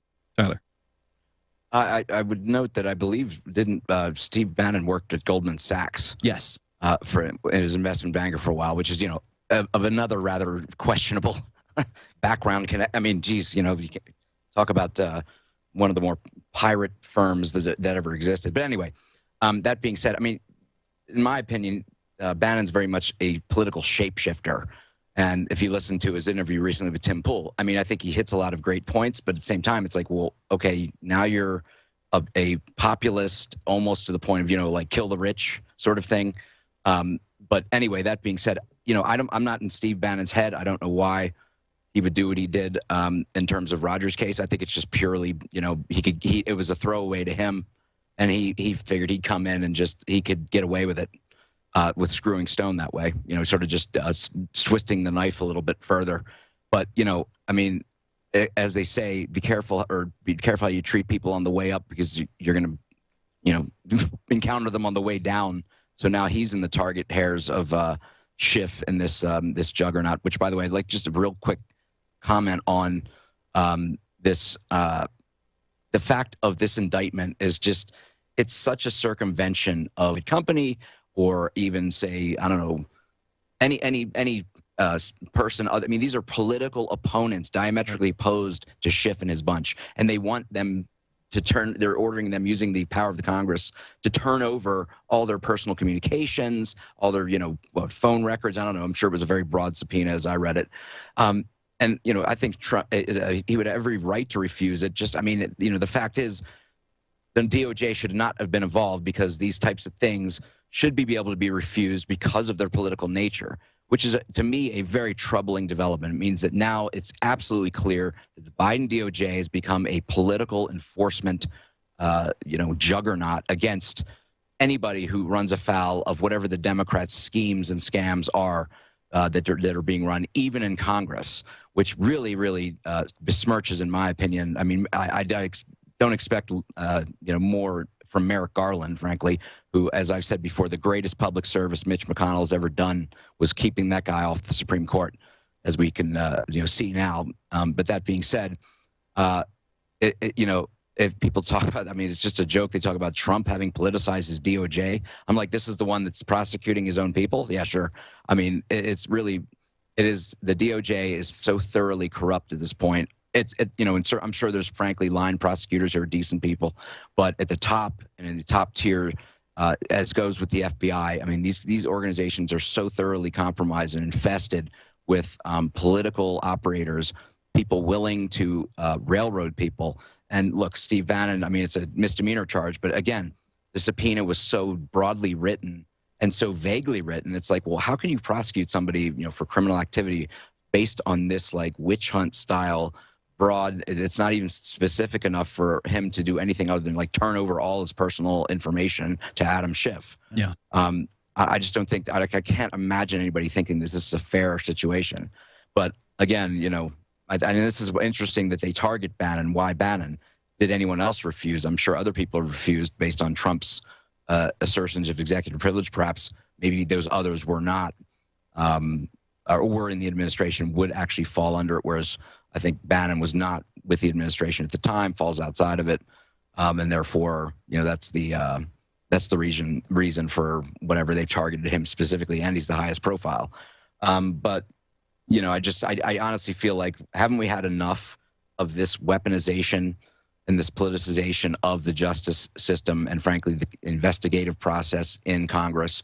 I mean, if the Democrats and gents, we talked about this earlier this year, you kept asking me, what is the Republican message going to be? Well, right now, as I see it, the polls are over 50%, generic people voting for Republicans for Congress with like a 41% Democrats, which hasn't occurred since 1981, and the Republicans even haven't really opened their mouth yet. Yes. So, I think the Democrats are setting themselves up. I don't know if they just are figuring, just pedal to the metal, and they're literally too psychopathological to understand what they're doing to their own party. I think there are some who do see it. They are literally just, they are riding that, give a beggar a horse, so ride it straight to hell. And that's exactly what they're doing with their party, with all this. I'm still trying to unwork that idiom. I'm too young for that.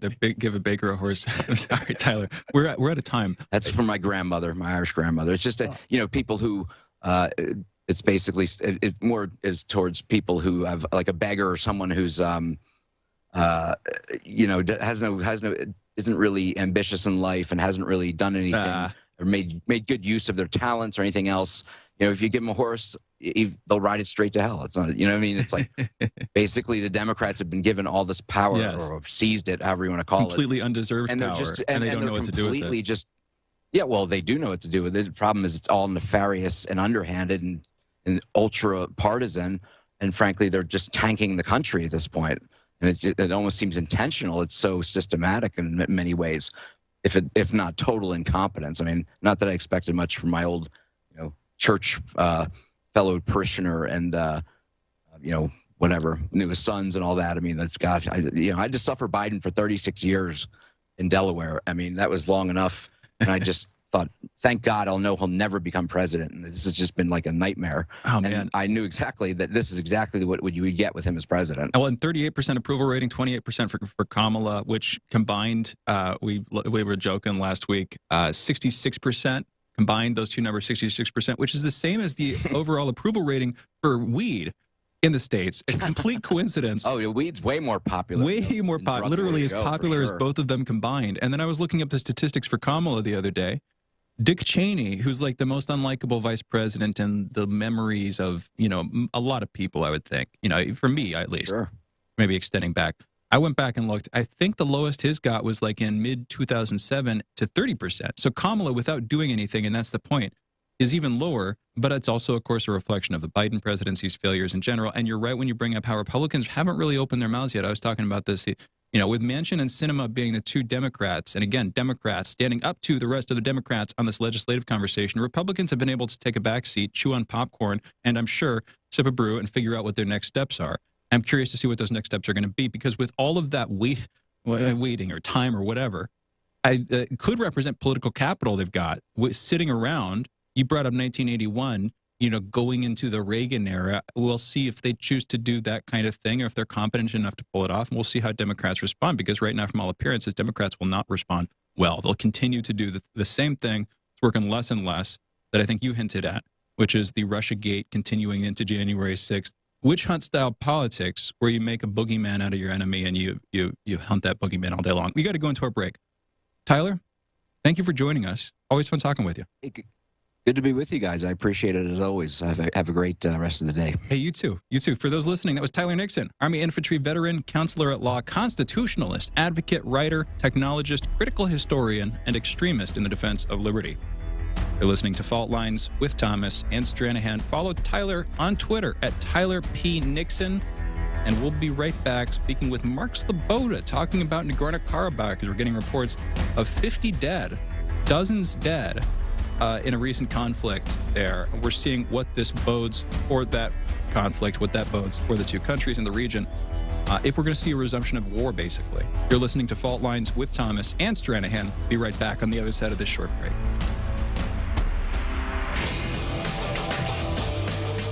Fault Lines. We are above all the latest developments, and we don't take any sides. Radio Sputnik, telling the untold. In a media landscape filled with so-called journalists acting as stenographers for their billionaire bosses, there is a desperate need for news, analysis, and perspectives that buck the status quo and get to the heart of how domestic and international events impact you and me, as well as showing how we can get involved in the struggle to change that status quo. Check out By Any Means Necessary on Radio Sputnik, Monday through Friday from 2 to 4 p.m. Eastern, to hear the stories and voices that mainstream media refuses to tell you. And join us as we connect the political, social, and economic movements shaping the world around us. That's By Any Means Necessary, Monday through Friday at 2 to 4 p.m. Eastern, right here on Radio Sputnik.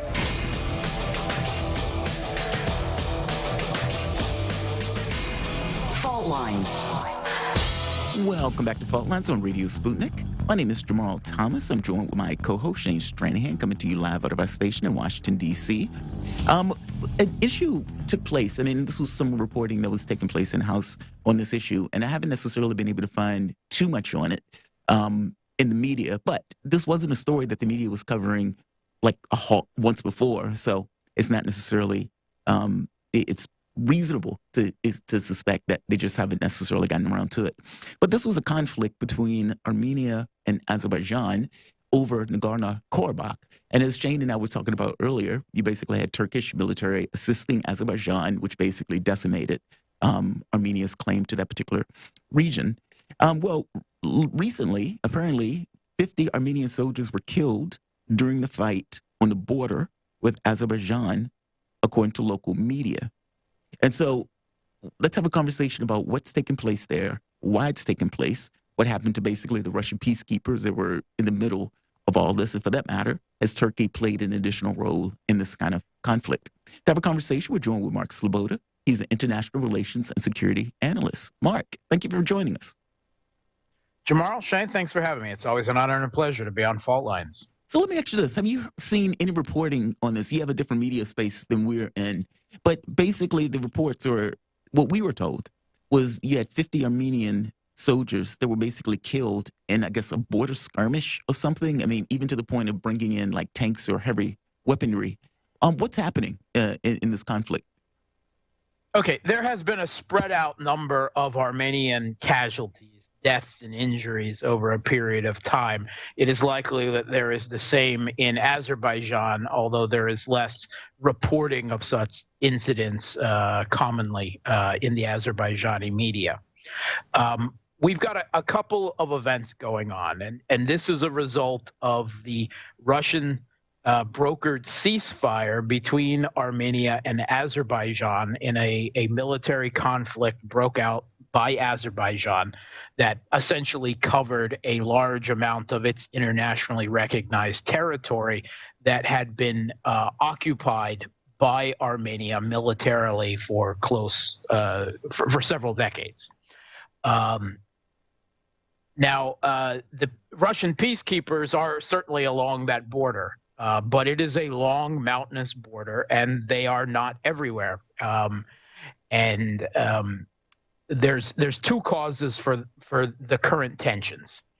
One is that we have just passed the anniversary for the implementation of the ceasefire, and which Azerbaijan celebrates as the anniversary of their military victory over Armenia and the recovery of a lot of their own territory. This has, led to some, a lot of propaganda on TV and some high tensions. But more importantly, there are ongoing negotiations between Armenia and Azerbaijan, again, brokered by Russia, that were a result of the ceasefire. There were several clauses of the ceasefire that were supposed to be implemented. One of those is a permanent demarcation of the Armenia-Azerbaijan border, which has never been done since the breakup of the Soviet Union. They've never agreed on exactly where their border, their internationally recognized border is.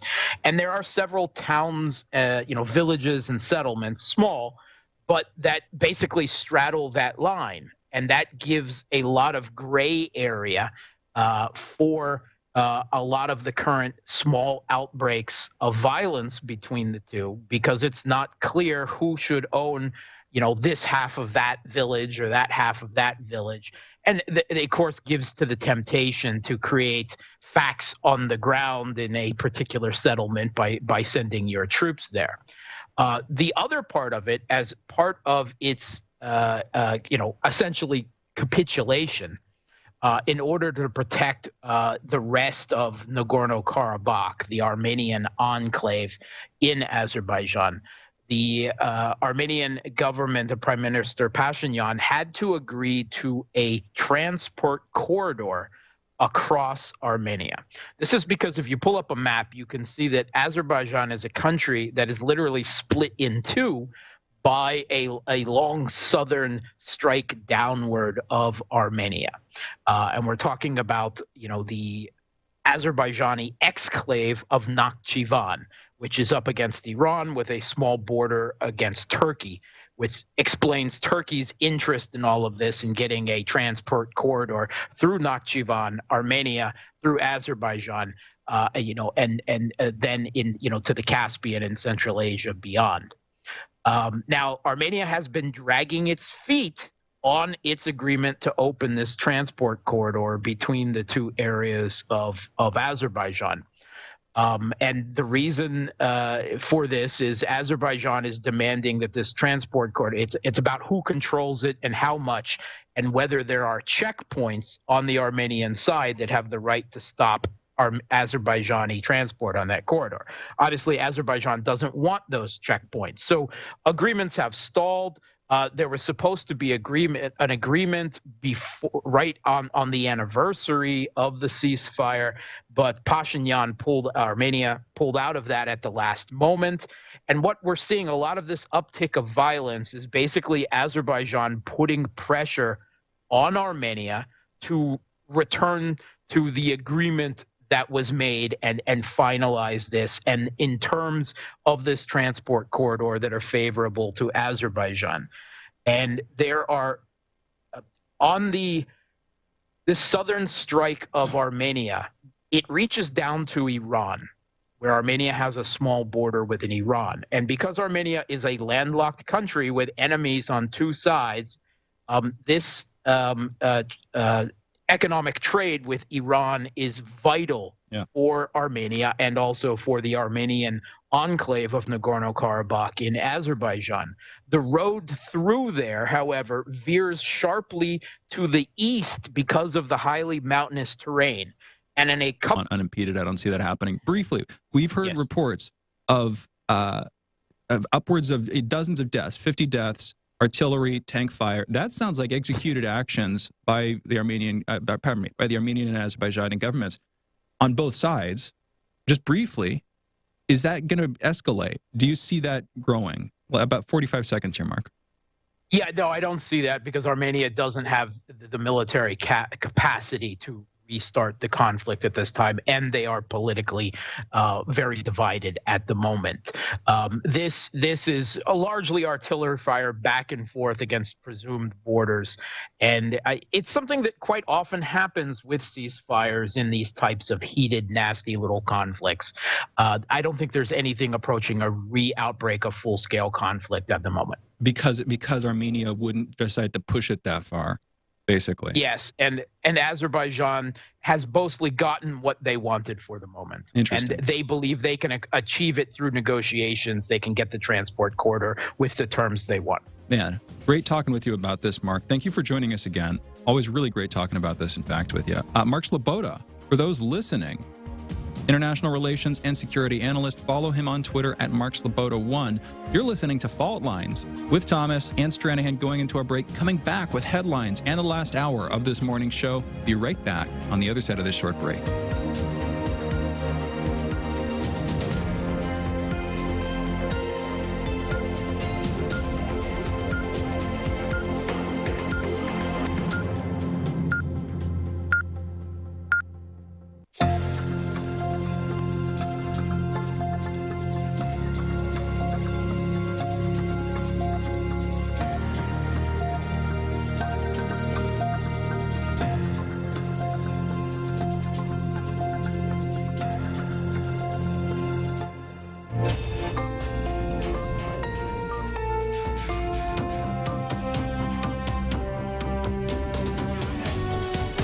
Listening to Radio Sputnik.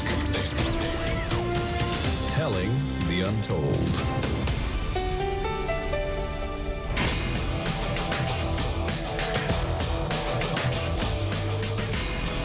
Fault Lines.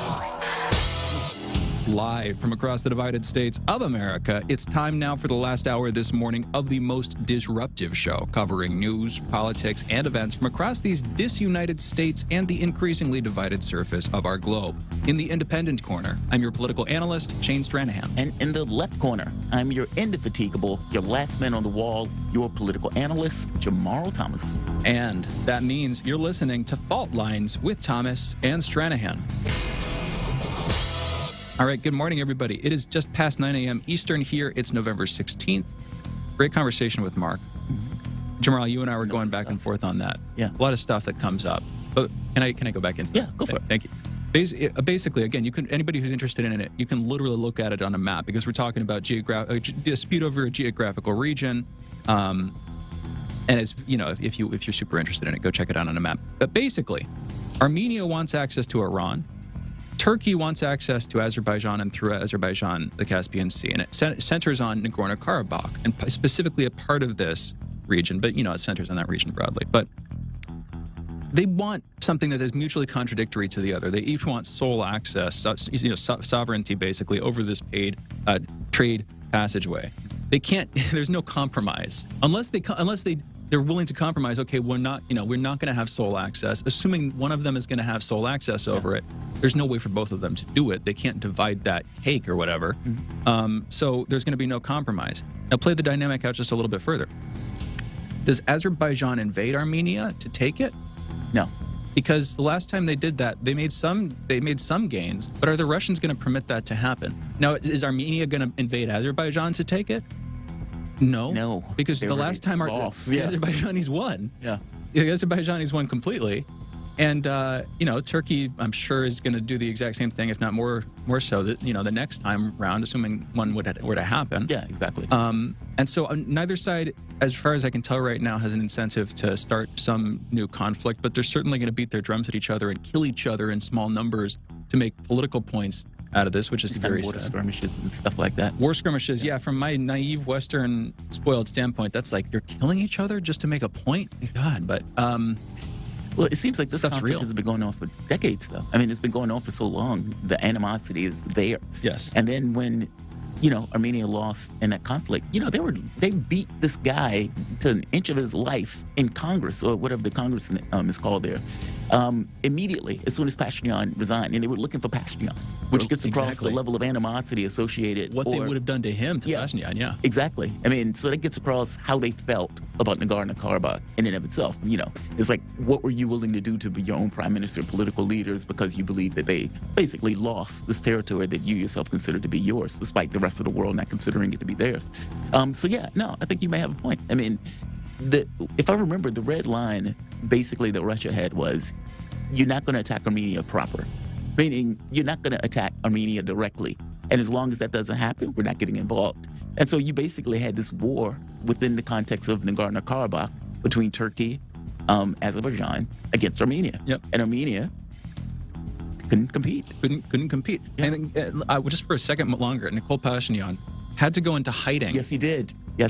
And we were like, dude, there's no way this guy can survive. Yeah. But then flash forward to this year, and I don't mean survive necessarily literally. I just mean politically. Election. Yeah, in terms of elections, he can't remain prime minister of the country. The president didn't like him. The president and he were at odds, if I remember this correctly. He went into hiding because there were literal gangs in the streets trying to kill him. Looking for him.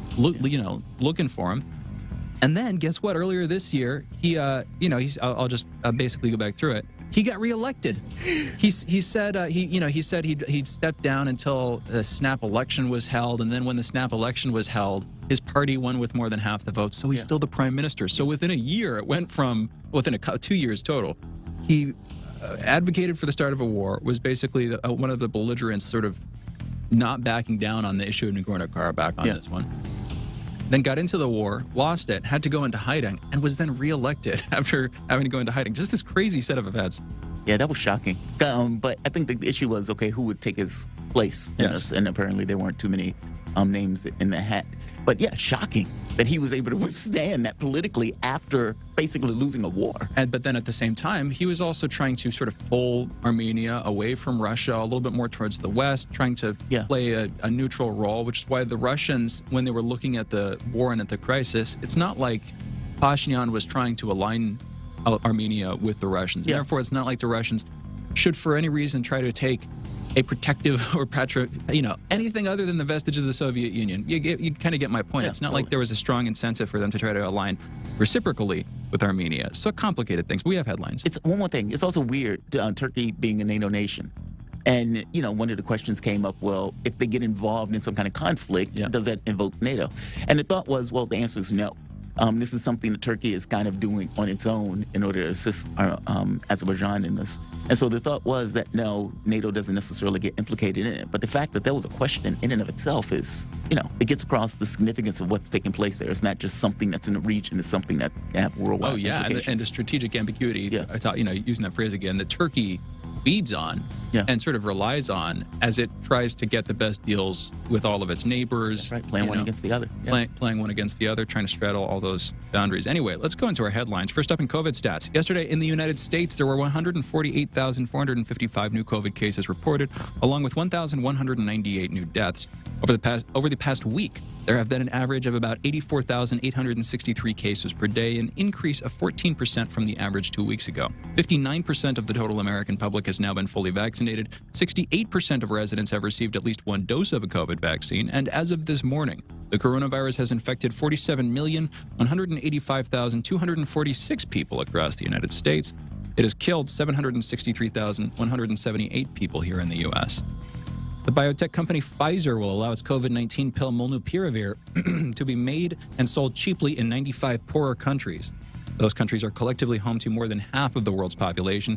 Pfizer has said it expects to have enough pills by the end of this year for approximately 180,000 people, although they said they should have more than 50 million treatment courses provided next year.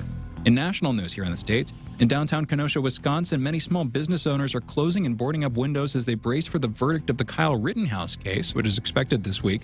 The judge in that case dismissed a weapons charge against Rittenhouse on Monday, making a not guilty verdict more likely.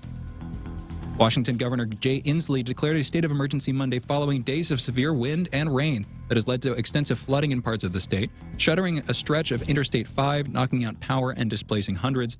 Emergency officials in Whatcom County, which sits along the Canadian border, were conducting search and rescue missions Monday night as more than 500 people were displaced from their homes due to flooding in the north and northeast areas of the county. In international news, Chinese President Xi Jinping warned President Biden on Monday that China was prepared to take, quote-unquote, decisive measures if Taiwan makes any move towards independence that crosses Beijing's red lines.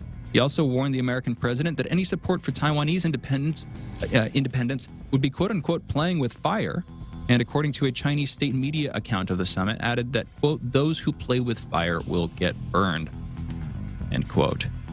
France broke down a migrant camp on its northern coast, evacuating up to 1,500 migrants who had hoped to be granted admittance to the UK. And the U.S. strongly condemned a Russian anti-satellite test on Monday that forced crew members on the ISS, the International Space Station, to scramble into their spacecraft for safety. The U.S. called this a reckless and dangerous act and said that it won't tolerate behavior that puts international interest at risk. U.S. Space Command said Russia tested a direct ascent anti-satellite, or DAASAT missile, ASAT missile, I don't know how you would pronounce that acronym. Anyway, striking a Russian satellite and creating a debris field in low Earth orbit of more than 1,500 pieces of trackable orbital debris that is also likely to generate hundreds of thousands of pieces of smaller orbital debris. Sorry about that. Kept getting caught there. That doesn't sound good, but I want to look into that more. Violence erupted at the Poland-Belarus border on Tuesday as migrants desperate to cross into the European Union threw stones at Polish border guards who responded with water cannons and tear gas. Polish and Belarusian authorities have blamed one another for the ratcheting of tensions on the border, where thousands of people have traveled in the hope of making it into the EU only to find themselves stuck in freezing conditions after being repelled at the border.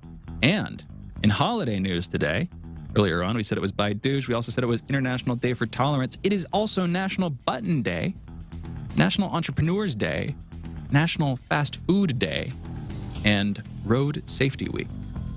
And with that, those were our headlines. You're listening to Fault Lines with Thomas and Stranahan. And we're back. That weapons test is uber interesting. It is. So I was looking up when you mentioned it. I think I've said this before, that space or conflict in space has a tendency to be disastrous for all sorts of reasons. But one of those if you blow something up in space and you have shrapnel and everything else basically surrounding the globe going 30,000 miles an hour, well, your ability to put up satellites, your ability to have any kind of telecommunications, or even basic satellites that do anything, pretty much goes away. And it's kind of it feeds on itself. Yeah. As far as processes go, it kind of gets exponential if you have a bunch of satellites in there, because the more explosions you have, the more likely you are to have explosions. Called the Kessler syndrome, the Kessler effect, or as Mark Sleboda put it months ago, I think, when he brought this up. It's also called an ablation cascade. Interesting thing, this, but you can think of it as sort of this cascade of increasing likelihood that any given satellite you put up there is not going to stay. Get destroyed. And I mean, think about everything that we use satellites for at this point: transportation, communication. Pretty much, it runs the gambit of activities, stuff that we probably wouldn't even think of. Oh yeah, it would screw us up. Yeah, if big time, just as a world in general. Yeah. So yeah, that would be utter disaster, to put it mildly. So it says the U.S. officials said on Monday that the test had generated a debris field in low Earth orbit that endangered the International Space Station and would pose a hazard to space activities for years. Now, Russia said on Tuesday it had successfully conducted a weapons test. But, it's like Western media oftentimes, when they're repeating this stuff, it's hard to know the entire reality of it. And for that matter, the severity of it. Not to mention the computer is at this point freezing, which is preventing me from going down. I was trying to get Russia's quotes on this to figure out what they were saying about this test. Right here. Russia's defense ministry said the debris from the test had not posed a threat to the ISS, and that Washington knew this. The Russian Ministry of Defense successfully conducted a test on November 15th that hit a non-operational Russian satellite, Tselina-D, which had been in orbit since 1982. It read in a statement. It said the United States, China, and India had conducted similar tests in the past. Right there. So it was that part. Because I don't believe for a moment that the United States is Russia is the only country that tested this. I remember China took out a satellite at one point with their missile technology that everybody was like, oh, that's provocative. That's provocative. Well, they're showing off their capabilities in this case. But it's probably a secondary question on whether or not it was actually attacking the ISS. I mean, keep in mind, Russia has satellites up. I mean, if I remember, Sputnik. Right. You can go back. The very first. Very first one. So it's like they'll be adversely affected by space debris that's going around also, which made me more skeptical of this particular story and whether or not it was to the level of threat and danger that they were basically making it out to be. So I don't know. It's he said, she said. I suppose neither one of us are in space, but I am less inclined to believe. Hey, we're all in space, Jamarl. Don't say that. Kind of. Technically, but I guess I'm less inclined to believe that they would do something that would injure or adversely affect themselves in a situation like this. No, Lavrov, this is not my forte, but Lavrov said this was hypocritical. Used the word hypocrisy in its Russian version.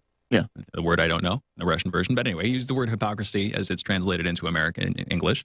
I'm getting completely caught up on that. But you get my point. He used that word. Because he knows the U.S. Because he knows that we've done this kind of thing. And I don't know enough background. But that was the kind of thing that was running through my head as I was reading it. Yeah. It's like, Russia's not the only place who did this test. I don't believe for a moment that that's the case. And I distinctly remember China doing this years ago. And yeah, like I said, it's a secondary question on whether or not the test puts the ISS or any other satellites in risk, especially since they also use satellites. Like, it's one of those worldwide things. In fact, any weapons that they're going to build in space, if there's like a space-based laser or something like that, has all sorts of problems associated with satellites after the fact. It seems like many of the weapons would have to be along the lines of capturing as opposed to blowing up, if that makes sense.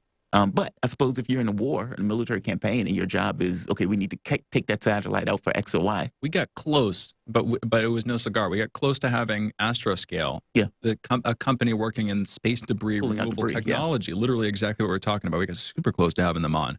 But then, they're busy. I think that was what it came down to, something like that. Anyway, we want to have that conversation. My mind goes there. That's literally exactly what we're talking about. It's an open field that ripe for technological innovation. Absolutely. Not incredibly important right this second, but the kind of thing that you want to have figured out in a broad sense before you have to deal with it as a problem. Yeah. You know what I mean? Because we have trash floating around the planet now. We do. Where they were just basically throwing stuff out of the airlocks and everything else and didn't necessarily pay attention to the fact. It's like, oh, there's a lot of space out there. Well, there may be a lot of space, but there's a limited amount where you're putting stuff in geosynchronous orbit, especially your satellites and everything else. Especially you just keep going around. Yeah. You keep going around and around. And yeah. If things are rotating at different velocities and if the trajectories are changing and suddenly they start overlapping, there's this old idiom, and it's out of years since I've heard it, but basically an anthropologist talking about going to work in some local native community. I don't even remember which continent, so I'm not pretending to have knowledge I don't have. But basically, went to work with a local community. He took a nap under a tree one day, and the folks that he was working with, people who lived there, were basically like, "Hey, you shouldn't do that." And he was like, "What do you mean? Why shouldn't I do that?" And they were like, "Well, if you do that every day, eventually that tree's going to fall, and you're going to get crushed by the tree." But it kind of makes sense broadly, choose where you want to make your bed. If you're going to live there every night, in the same sense, eventually a branch from a tree might fall on your head, widowmakers as they're called, and it might kill you. Or if you're in space and you're creating more and more debris over time, even though the actual risk of you getting hit by a piece of orbital debris is so low, the severity is pretty darn high, and it's a constant risk that you're having to deal with. Yeah, you get my. And they do have to move satellites out the way in order to prevent those things from getting hit at certain points. It's a big deal. I mean, especially as we get more technological, as satellites and everything else become that much more ingrained in our just way of interacting in society and everything else. Yeah, they shouldn't be just throwing trash away in space like that. And the point that you made, that company, it's a fertile ground for companies to try to find ways around that very specific issue to protect their various satellites. It's been years since I've looked into it, but I've heard of a lot of interesting ideas for space debris removal. You can think of, obviously, magnetism, even though it's in the vastness of space. I've heard people putting forward that idea. Obviously, there are ideas like nets. If you can send targeted nets with their own trajectories that you can collect, those kinds of things. If you have drones out there collecting them. If you hit space debris with EMF energy in order to change its trajectories, maybe slow it down slightly. I've heard all sorts of wacky ideas, but I want to talk to people in the space, in the industry who are actively working on it to figure out what they've talked about. Absolutely. What they're working on. Super interesting subject. I'm uber curious about, the U.S. was talking about a space weapon. This was, they were talking about releasing it for like a year now. And they haven't necessarily done it yet. Clearly, they haven't done it yet. But part of the reason was the rationale. We want to be able to show other countries what the United States can do to use this as a deterrent, because other countries have been showing their capabilities and knocking stuff out of the sky for their own deterrence. But the catch becomes, well, what is it? Is it a laser? Is it some kind of net system? Is it some kind of other system with the ability to defend or destroy satellites? Up to this point, it's unknown what it is. But it can't be something that basically destroys satellites in a way that would create all of this debris. At least I don't think it could. I mean, then you get an ablation cascade. I think we were just talking about it. It seems like it'd be worse. Kessler syndrome, or whatever. A couple different names for it. We have Ted on the line. One real brief thing. ISS. Obviously, we're talking about the International Space Station. They're going into hiding, basically, withdrawing inside to seek protection from the debris. That's what we're talking about here. Which Russia has its own space station going at this point. They're developing Mir. Their space station. China has its own space station. We've talked about this before, but as a part of this story, it's just interesting and I want to reassert it. The idea that there is a new space race, not outright armaments on all sides, although there are parts of it, but like competing space stations. So the ISS is now more like the ICS, the International Community Station or something, the more Western aligned countries, apparently. And you have China and Russia. Just interesting. Something I wanted to insert while we were on the topic. Because it pertains to it. Let's go into our break, though. You guys are listening to Fault Lines with Thomas and Stranahan. We'll be coming back speaking with Ted Rall, talking about Kamala Harris and Joe Biden at each other's throats, as the reporting goes, at least, as each of their approval ratings reaches pretty darn low lows. We'll also be talking about Mayor-elect Eric Adams of New York City, clashing with a local Black Lives Matter group, correcting some potential misapprehensions on that one, getting into it on the other side of this break with Ted Rall. You're listening to Fault Lines. We'll be right back.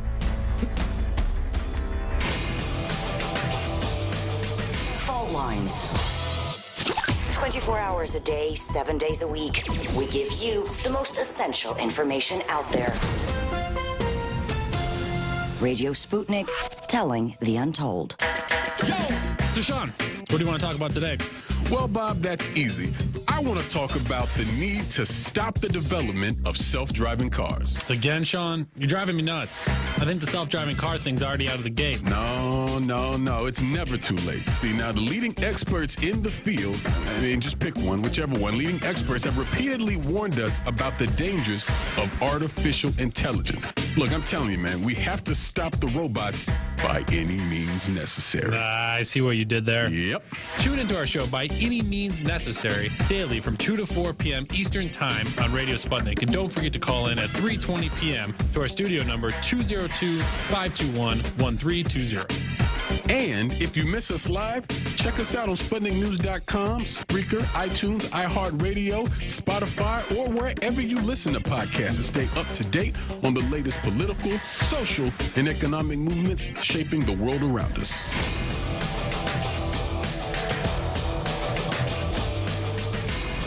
Fault Lines.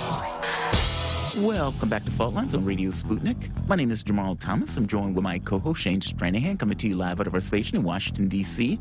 If you guys are in the area, either live here or traveling through, you guys can always catch us on radio at 105.5 FM and 1390 AM. We're also kicking around in Kansas City at 102.9 FM and 104.7 FM. If you guys are digging what Shane and I are putting down, whatever platform you're consuming this content on, give us a like and share that audio or video. If you want to join in on the conversation, you can do so with a chat, a tweet, and of course, you can reach us by phone at 202-521-1320. Your engagement helps make this show what it is, so definitely don't be shy. And as Shane mentioned, Kamala Harris is not necessarily doing well in this administration. I don't think anybody comes to the assessment that she is doing all that well. And that's with a president that is less unpopular than her, but dramatically unpopular in its own right. Biden has had a difficult time in this particular year that he's been president, but Kamala Harris, by all accounts, have seemingly been doing even worse. In the last poll for USA Today's SoftBank, Biden had just a percentage of 38%, dramatically low. And this has been a continuous, basically, fall from the time that he got in office. Kamala Harris, believe it or not, it's even 10 points less than what Biden was, bringing her to a polling of 28%, which is appallingly low. Part of this has to do with people just not believing she's doing anything. They can't necessarily see her. She seems to be pretty much invisible. And the projects that Biden did give her to do, from her perspective, they were losers. I would say they were potential for all sorts of upside and opportunity if you could get those things and effective with those things. But these clearly were not issues she was all that concerned about. Not what she wanted to be doing. She wanted to be jet setting in Europe as opposed to dealing with the immigration issues or the other issues that Biden gave her. So let's have a conversation about this and where does this go? Because look, with numbers like this, it doesn't seem like Biden is going to be able to make it out the midterms in Democrats keeping power of Congress. And it even looks questionable on whether Kamala Harris would even be a viable candidate after the fact. This was reporting done by CNN and many of the other networks that are talking about this. So let's get into it. To have a conversation, we're joined with Ted Rall. He's a political cartoonist and syndicated columnist. Ted, what's going on, my man? How you doing this morning? I'm a little bit under the weather, but I'm okay. Always good to talk to you. Oh, I'm sorry. You do sound a little bit hoarse in what you just said. The weather has turned. Yeah, it's getting really here, chill. as in New York City. And I know a lot of people are turning with it. So I'm pretty sure it went from 60 to 30. It's like crazy. It is crazy. Wow. Yeah, it just dropped all of a sudden. Ted, I know you've heard this kind of conversation that's been taking place, that Biden and Kamala Harris are basically at loggerheads, at each other's throats, may be strong, but probably not too strong, with her and her supporters talking behind the scenes, basically saying that she's supposed to be a leader, but we're not giving her opportunity to lead. And Biden administration basically saying, well, she's been making these kind of colossal mistakes. Everything from the visit in France, everything from the immigration stuff, her basically saying, well, I've never been to Europe either. When the press kept asking her, is she going to the border? Because the border was one of the issues that Biden gave her. Biden gave her two big ticket issues: protecting voting rights, which was something that he said this is what Kamala Harris is going to do. And the other one was the immigration policy. And she has been invisible on both. This doesn't look good. And as I mentioned, 28% approval rating is appalling for a vice president. What are your thoughts on this? I mean, is she going to be replaced? That was one thought, that Biden was going to put her on the Supreme Court in order to replace her as vice president, to find somebody else that was a bit more popular and more effective at the job. Or for that matter, is he just going to grin and bear it? And if so, what does that mean for presidential hopes in 2024? It would be amazing if she were replaced. I mean, I was trying to rack my brain as to when's the last time something like that happened. I'm pretty sure it's FDR. When Wallace. He was switching out his Veeps, and then so it's you have to go back almost a century. But even in that situation, he was too weak to kind of put up the fight. Where the party wanted Truman, he wanted Wallace. The party thought Wallace was too far to the left, and FDR at this point was ill. He was getting sicker at this point, and didn't necessarily have the ability to fight in order to keep Wallace in. I mean, like the transition where the president just wants to do it in and of itself, it seems rare. Yeah, that's true. I mean, he died barely into his fourth term, right? With Truman, so he was definitely on the way out. I guess you'd have to look at 1972 and the Eagleton affair, replacing sort of in midstream, but that's a different kind of narrative. So. It's now they're sort of they're trying to raise the Pete Buttigieg flag to see if anybody salutes, but they're trying to call him racist. They're basically that was the other thing, right? Where one of the ways she was defending herself by basically saying, "Well, he'll leap to the defense of this white man, but he won't leap to the defense of Kamala Harris." Basically, implicitly saying, "Well, Biden and his staff are basically racist because they're back Pete Buttigieg, but not Kamala Harris." That's utter nonsense. They back Buttigieg because they're trying to get over the parental time off as policy. Kamala Harris seems to be in a different boat on this stuff. Yeah, no, I mean, reading between the lines here, it's hard not to think about the reports about how she's been running a dysfunctional vice president's office, and before that, during the campaign, so many of her staffers had so much churn that it was impossible for her to keep anyone. And let's not forget, she was an atrocious candidate. She never even made it to the Iowa caucus during the primaries.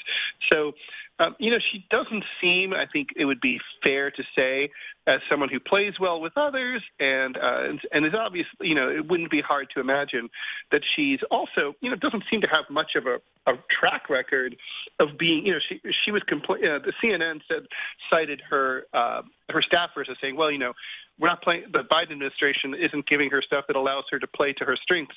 And I'm like, well, aside from sending innocent people of color to prison and death row, I'm not really sure what strengths she has. Now we're really sort of seeing the mistake in trying to do an old-fashioned ticket balancing act in appointing her Veep in the first place, when there were so many better options available, just from the primary field alone. It's mysterious, but the thing that's also interesting is I just don't see how Biden or Harris get out of this. I don't see how they can pull their fat out of the fire in time for next year, much less 24. And I don't know who would want to side with either of them. And it's a weird position for Democrat at this point. And I mean, inside the party, inside the Democrat establishment, for Democrats at this point, weird position to be in, because looking at Kamala and Biden, neither of them are benefiting the other. Kamala's clearly doing nothing, but Biden hasn't done the Democrats any favors. I wonder if this is representative, like politicians are cannibals in a lot of cases. Politicians are absolutely egregious in their ability to turn, it seems broadly, their ability to turn on people who aren't benefiting them. And it seems like that could certainly be applied to Kamala Harris as a sort of archetype of the politician that she is.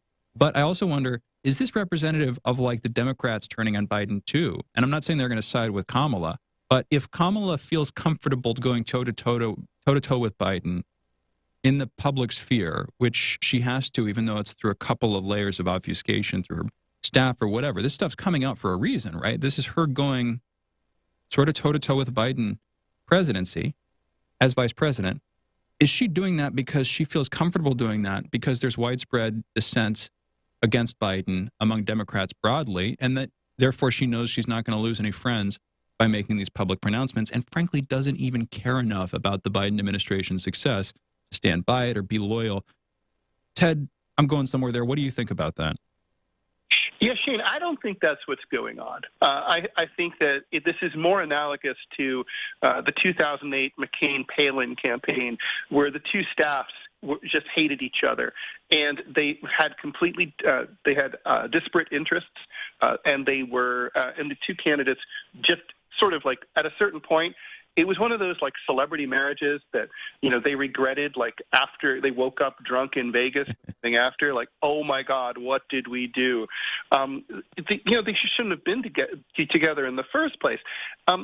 I think what's really going on here is, look, the polls are sinking, and both sides are sort of blaming the other, and they're trying to save their own skins. It's still going to be the Biden administration. It's not like Harris can pull a putsch and get rid of Biden at some point, unless he drops dead, you know, in the middle of his term.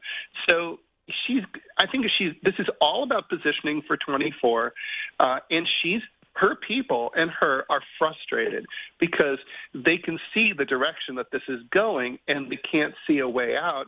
And they're sort of lashing out at Biden rather than sort of what I would advise her to do, which is to be the good consigliere, be the good soldier, just keep your head down, do a good job, frame your issues as well as you can. Don't allow your staffs to attack each other. Yeah.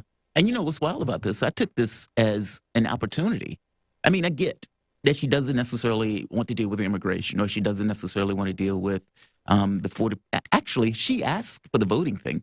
So I do get it on some level that in her head, okay, these aren't issues that I can shine on, and these aren't issues that are going to make me look good going forward. By the same token, they are opportunities. I mean, and if she could, the immigration issue dominated the headlines. If she could have any kind of political posturing or could say something that was clever or at the very least tread water, it would have done her all sorts of favors as opposed to where we are now, where she just didn't seem to care or be concerned about these issues. Do you think that these issues gave her an opportunity, or do you think, no, these issues were always a loser? I mean, even when Biden was given the immigration issue, that these issues, there was no way to shine with these issues. What are your thoughts? No, that's her narrative, right? That's her people's narrative. But I agree with you. Every crisis is an opportunity, and the ability to even when you have something that's as catastrophic as the crisis at the border, if you're able to mitigate it even a little bit or be seen as being on top of it even a little bit. You know, the bar is so low that you're going to get credit for that. I think, you know, we're kind of asking for a dog to meow here. She can't do it. She doesn't have it in her to roll up her sleeves and get busy and make the best of a bad situation. It's not even, as you say, Jamarl, it's not that bad of a situation. You know, it could be, you know, can you fix the border crisis? No. But can you make it look, you know, even Donald Trump, you know, made a lot of hay out of the border, and his people loved him for it. They did. You said, can you make it look better? And my mind goes to, I don't know, like painting the camps, painting the detainment camps that they're using to store the migrants. I don't know. No, that's a stupid joke, of course, because it is a real situation. But I hear what you're saying, and I agree completely. She could have done a lot more, and she still could. The chance isn't over. The idea of the consigliere that you went to, Ted, that kind of struck my mind. Comparing the state to the mob has always also struck my mind. But with Kamala specifically, it's weird that we don't hear much from her. And when we do hear from her, there's this it sounds terrible, but there's this sense that like she's complaining or that she's pushing back against the role, you know, the tasks that she's been given, the role that she's been given. There's like this awkward silence from both Biden and from Kamala.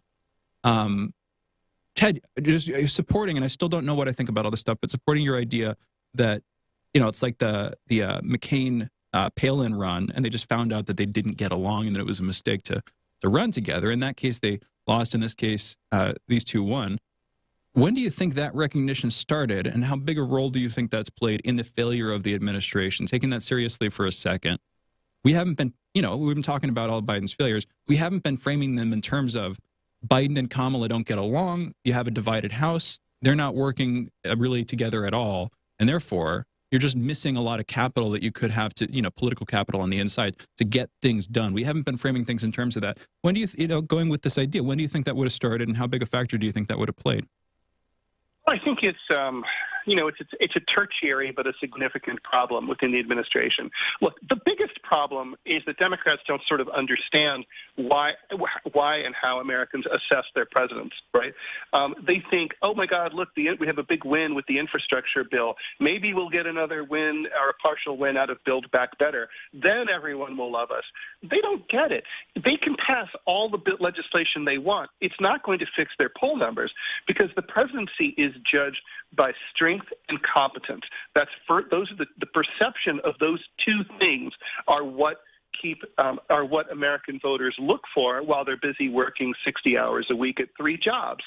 So, Biden can't possibly project those kind of things. He can't because of his mental and physical state. Kamala Harris doesn't have, frankly, the intellect or the personality or the charm to be able to say, look, yes, the president's a little tired and a little long in the tooth, but don't worry, he's got me. That's not, very reassuring. And so, it's like the rats are in a cage and they're biting each other, and that it's not the foundational, or it's not the original sin of this administration. The original sin of this administration is that Joe Biden is too old to be president. Yeah, agreed. I mean, it's not so much the age per se. It's more so that Joe Biden, at that age, doesn't seem to be effective at this particular job. It might be the age. I just want to put it might be the age. I get with the Bernie Sanders argument that Bernie Sanders is more sprightly, even though the number is higher. But there might be an argument about the whole gerontocracy thing too. You mean just in I guess I was taking it as if Biden was 90 years old but effective, competent, etc. I hear you on that. Is that part? But then there's this idea, again, itself a tangent, but I just wanted to throw it in there. Generationally, do we really want I get old equals wisdom, but do we really want the oldest among us steering the ship when the youngest are going to have to live with the consequences and maybe more adroit and reflexive, even though they don't have as much crystal intelligence or whatever, knowledge. They basically going to have to live with the results of whatever. They're going to have to live with the results, and they might be more in touch and adept.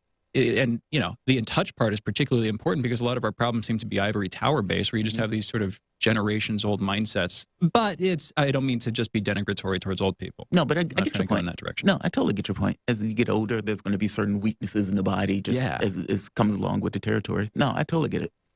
Ted, let's pivot a little bit because I want to get to another conversation that took place that I thought was phenomenal. And it was a back and forth between New York's new mayor, Eric Adams, and a gentleman who he calls himself co-founder for Black Lives Matter of Greater New York. And they had this kind of intense exchange where Adams basically said he would reform the units that meant to reduce gun violence, and basically implementing body-worn cameras requirements and accountability measures. And Hawk Newsom basically said that this was a betrayal of Black Lives Matter. And he even made this comment. He says, if he thinks they're going to go back to the old ways of policing, then we're going to take to the streets again. And he said this during a meeting at Brooklyn Borough Hall. There will be riots, there will be fire, there will be bloodshed because we believe in defending our people. New York is experiencing like a 20% crime rate increase. And I don't even know the numbers for murder and everything else, but that doesn't necessarily speak of success in regards to dealing with crime. How is he making this argument here when Adams, who probably is on the right side of New York prevailing opinion on this stuff, how is he making this argument about defund the police at a time where crime is like 20% higher? What's the conversation in New York going on this particular topic? And who has more firmer footing on this? I get the feeling that Adams does, but I don't live there. I'm not quite sure. I think Adams does, but there's sort of a sense that, as Vanity Fair said, we're going into a tabloid mayoralty. He's a dramatic dude. He likes to go to nightclubs and hobnob with celebrities, and it's too bad. Maybe he'll reopen Studio 54 or something. And it's worse than 20% because the population of this city has dropped significantly since COVID. I see. So, per capita, it's actually worse. And that's how you have to assess crime is what are your personal chances of getting mugged or shot or having your car broken into or whatever. It's a sketchy city. And people definitely, I think, they view crime as a top problem. They're happy that Adams is a former police officer, what's the word I'm looking for, executive. But it's I think that the general sense here, though, is that the city is adrift. We've talked about this before. There's just clearly law enforcement is standing down. They're mad at the way they've been treated. They're mad about defund the police. They're mad at Black Lives Matter. They want to still be able to shoot people of color with impunity. And, they're bummed out that we don't let them do that anymore without protesting about it. So they're not issuing tickets. They're not keeping people from blocking the box and creating gridlock. And it's pretty 1970s, it's pretty 1980s right now. If Adams can sort of roll Giuliani style and seem to be making an effect on the street, then that's going to be, that will bode well for him. I doubt that. Giuliani had the benefit of the expanding Clinton economy. He became mayor in '93. It's hard not to do well when your city is where Wall Street is during the biggest economic expansion in American history. That's not Adams' situation. There's only 30% commercial occupancy in New York City at this time. And that includes all the skyscrapers. Wow. And wait, just only 30%? That is correct. Yeah. Mm-hmm. I went up to New York City and I was walking around, riding bikes briefly with my brother just a couple weekends ago. And I was looking around and I was like, this city doesn't seem too bad. Last time I went, but 30%, I need to do the comparison with before, but that's crazy. And that's the kind of thing that you wouldn't necessarily see because those vacancies exist in the hives of the large buildings that are New York or whatever. It's on the inside. In other words, looking around, I see pizza places open. I see people walking around the street, and I'm like, okay, there's a city here, but that's big, man. With Eric Adams, another thread of this story that we were talking about earlier in the morning is his confrontation with this local BLM chapter. Now, there are a couple things that I wanted to get into, but Ted, I think you know what I'm talking about. Leader of a local BLM chapter basically saying there will be bloodshed and they're going to burn the city down, that kind of thing. If Adams goes through with pushing for plainclothes police officers, just what's your take on that in general, that interaction? Well, it's funny that I thought when I first heard about it, I thought that this was going to be about the restoration of stop and frisk. I don't really think that the plainclothes units are really that controversial in this city, even among people of color. It was really stop and frisk that was brutal, sort of treating black neighborhoods and Latinx neighborhoods as occupied territory. That's the idea. The plainclothes units, what they do is they go into gun dealers and basically buy guns and then trade, and they're undercover detectives, right? Yeah. I don't think too many people are really against that, and it's going to be, it'll be. I don't think there will really be riots like that. Although, Adams' allies, the way they're overreacting to this is insane. They're talking about this guy and charging him as a domestic terrorist. Yeah, guys, you got to calm down. It's overheated rhetoric. Yeah, well, totally. And I'll fess up to it in a second. Were you familiar with this guy before, the local BLM leader specifically? No, I'd never heard of him before, but that doesn't really mean anything. No, totally. But here's where I'm going with that. And again, I said I'd fess up to it. Looking into it, I technically was aware of this guy. Hawk Newsom is the one that he got into an interaction with. And I was kind of curious if people in the city knew. Jamarl and I were going back and forth on it. This is not an official BLM chapter. This is like Black Lives Matter of Greater New York that Hawk Newsom heads, the outfit that Eric Adams spoke with, which the Global Black Lives Matter Network, I might be getting that name slightly wrong, but get the idea across. The official BLM network basically has rejected and from all appearances, as far as I can tell, disavowed basically. So it's just confusing to me. I was curious both how New Yorkers would react to this story, but also if people knew that this wasn't the official BLM movement, which I don't know what it changes, but surely it should change something. Ted, what's your take on that?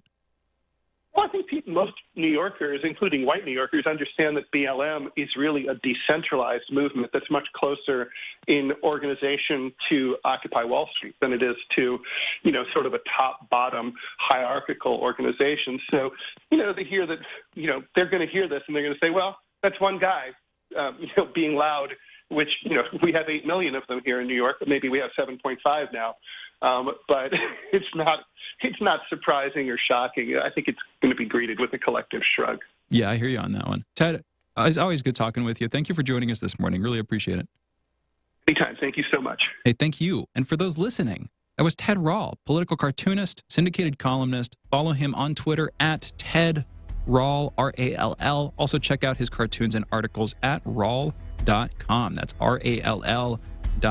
It's been a while since I've said it. It's just a great domain name, man. That's such a short 4-letter domain name. Generally, we used to be in the business. We've developed web stuff. I've developed websites. That's a great, rare domain name to grab. A 4-letter one. I pause on that every once in a while just to be like, man. Anyway, we'll be going into a break and coming back taking your calls in just a minute. 202-521-1320 is the phone number. We have folks in the line, but room for more. Join us while you can. Again, 202-521-1320. Be right back on the other side of this short break. Fault lines. Tough questions are the most powerful weapon we have. As long as you have questions, we'll keep asking.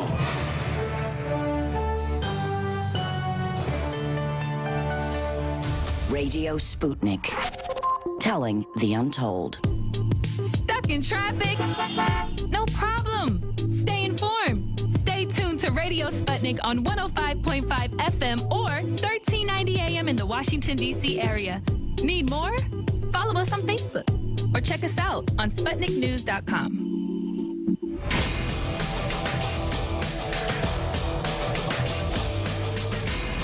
Fault lines.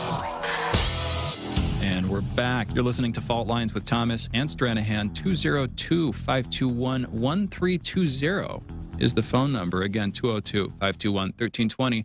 Let's go now to Michael, calling in from Sydney. Michael, you're on the line. What's on your mind? Yeah, look, hi guys. I'm listening to your show, and I'm really enjoying it tonight. Thanks, man. Basically, like America, and the elites on both the Republican and the Democratic side, I just so out of touch with any reality at all. There are certain people in some parties who have a sort of an understanding. At least Trump said he wanted to make things different. He spoke positively about the country. He didn't call people deplorables.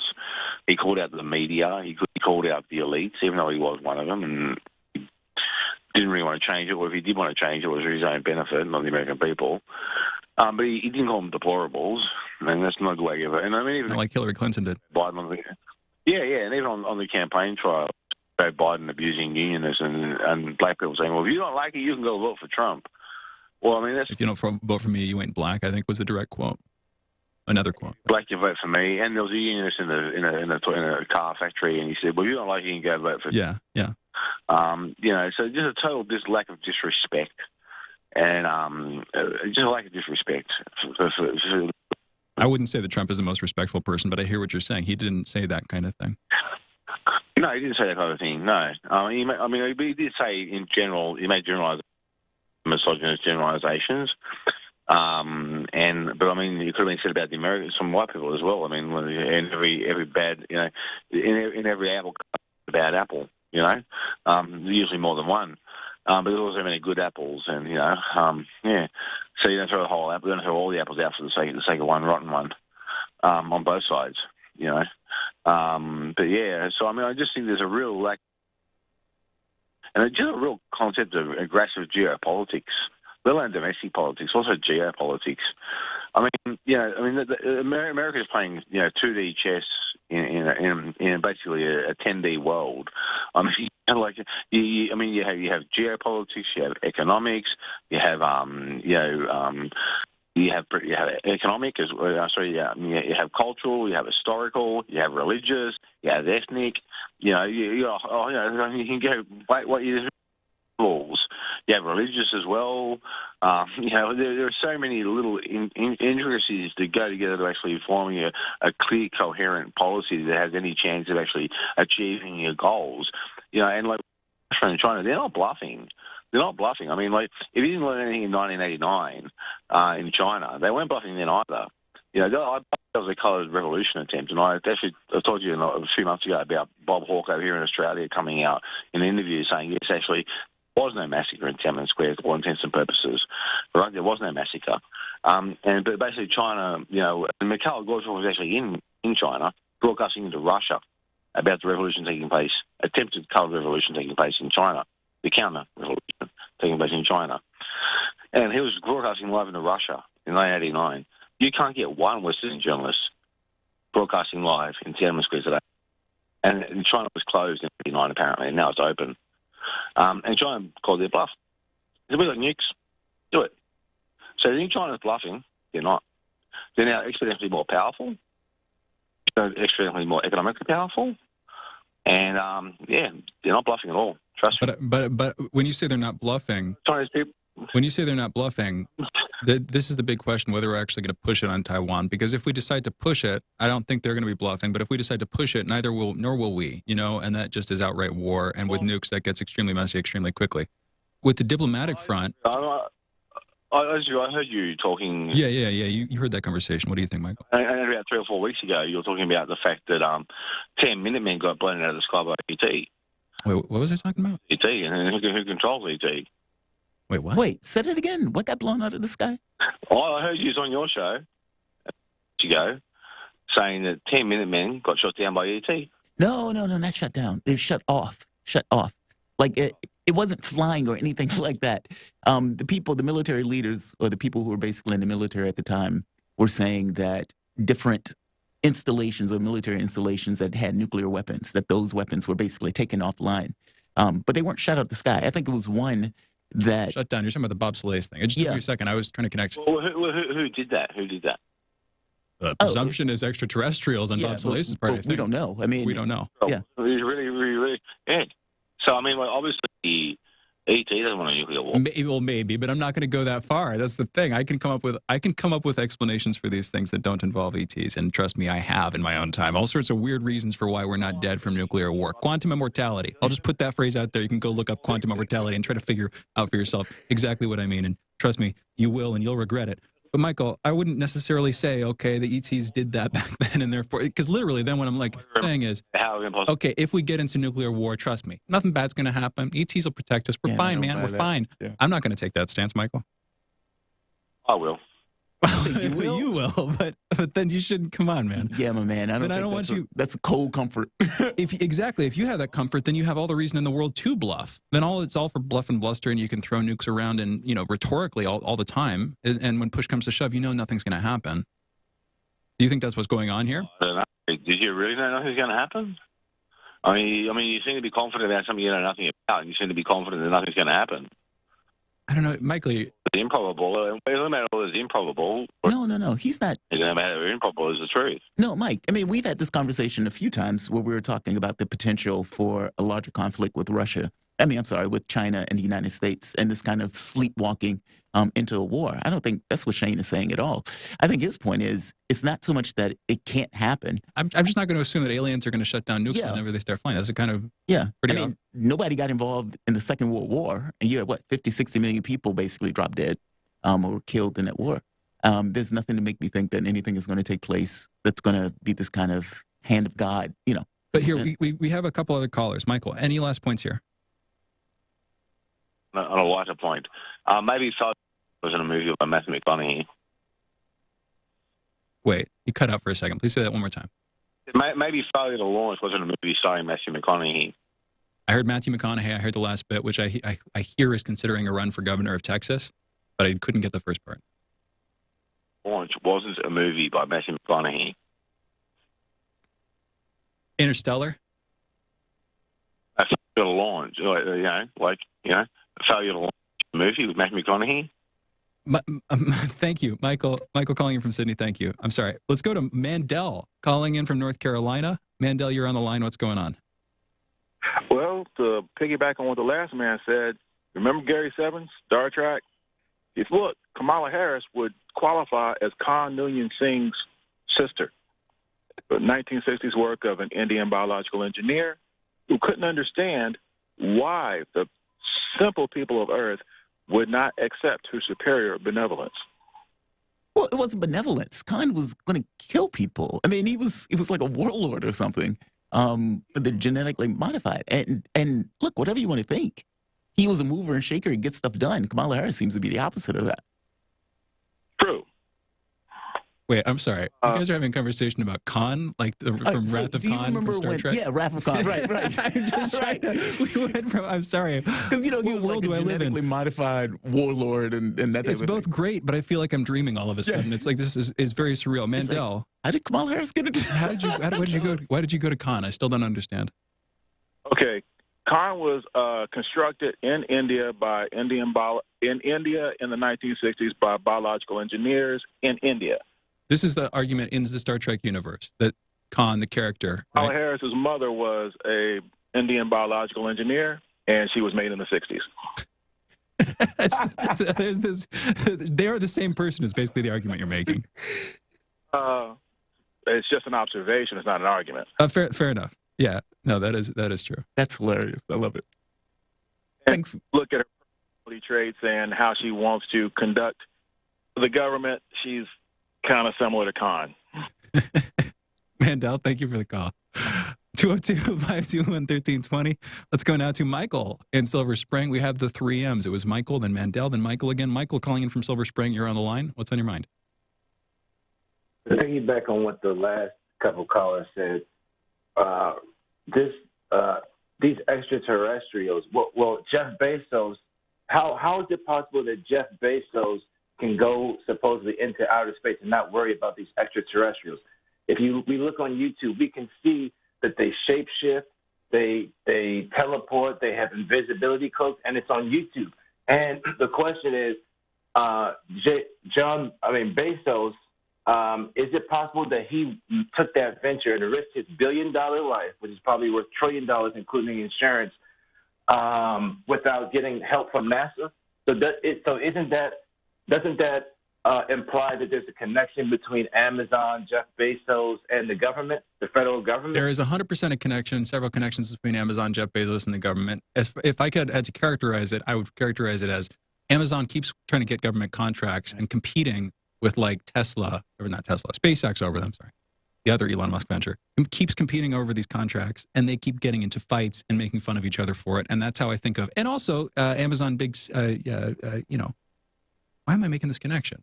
But effectively, yeah, a couple major connections. I don't think that it's because they have any assurances. I couldn't exactly untangle what point you were making. Yeah, it's not that they have assurances from aliens through the government that Jeff Bezos is going to safely get into space. I think he saw that as a chance to show Blue Origin, his company, makes rockets, and he feels safe enough to fly in them. Yeah. Sort of like Obama drinking the lead-filled water back in Flint, Michigan or whatever. Yeah. Not to mention, you have the situation where the government itself wants the military technology because it's the way that the government thinks it maintains dominance over the rest of the planet. Perfectly happy to have these two companies competing over these contracts. And the U.S. companies. Down. I don't see how the UFO or the ET thing plays into this. I mean, keep in mind, we've had space missions for God knows how long.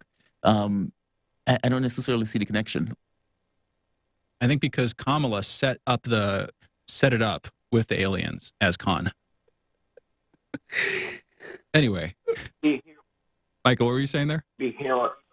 Yeah, I was saying that they could be here on Earth, these extraterrestrials, and look just like us. I know they can. And growing up, you hear people bringing up these ideas, and who knows, I'm not going to rule it completely out. But what I'm very hesitant to do is make assumptions, either personally or professionally, that are completely unfounded. And not just like unfounded, but like, why would I jump of the shark? Major jump of the shark. I'm going to assume that aliens are walking among us. Maybe it's a fun conversation to have sometime, but I can't prove it or disprove it, and it's kind of off the wall.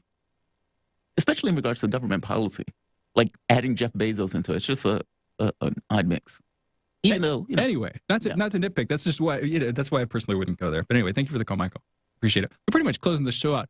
A series of interesting calls, all kind of doubling down on the same sets of ideas there towards the end. I'm like, what? What does this have to do with this? Let's close it out. You guys are listening to Fault Lines with Thomas and Stranahan. Thank you, everybody, for listening. Thank you for calling in. Thank you to all of our guests for the great information, the great conversations. Really enjoyed talking with you. And thank you again for listening to this morning show. We'll be back tomorrow morning at 7 a.m. Eastern. See you guys on the other side.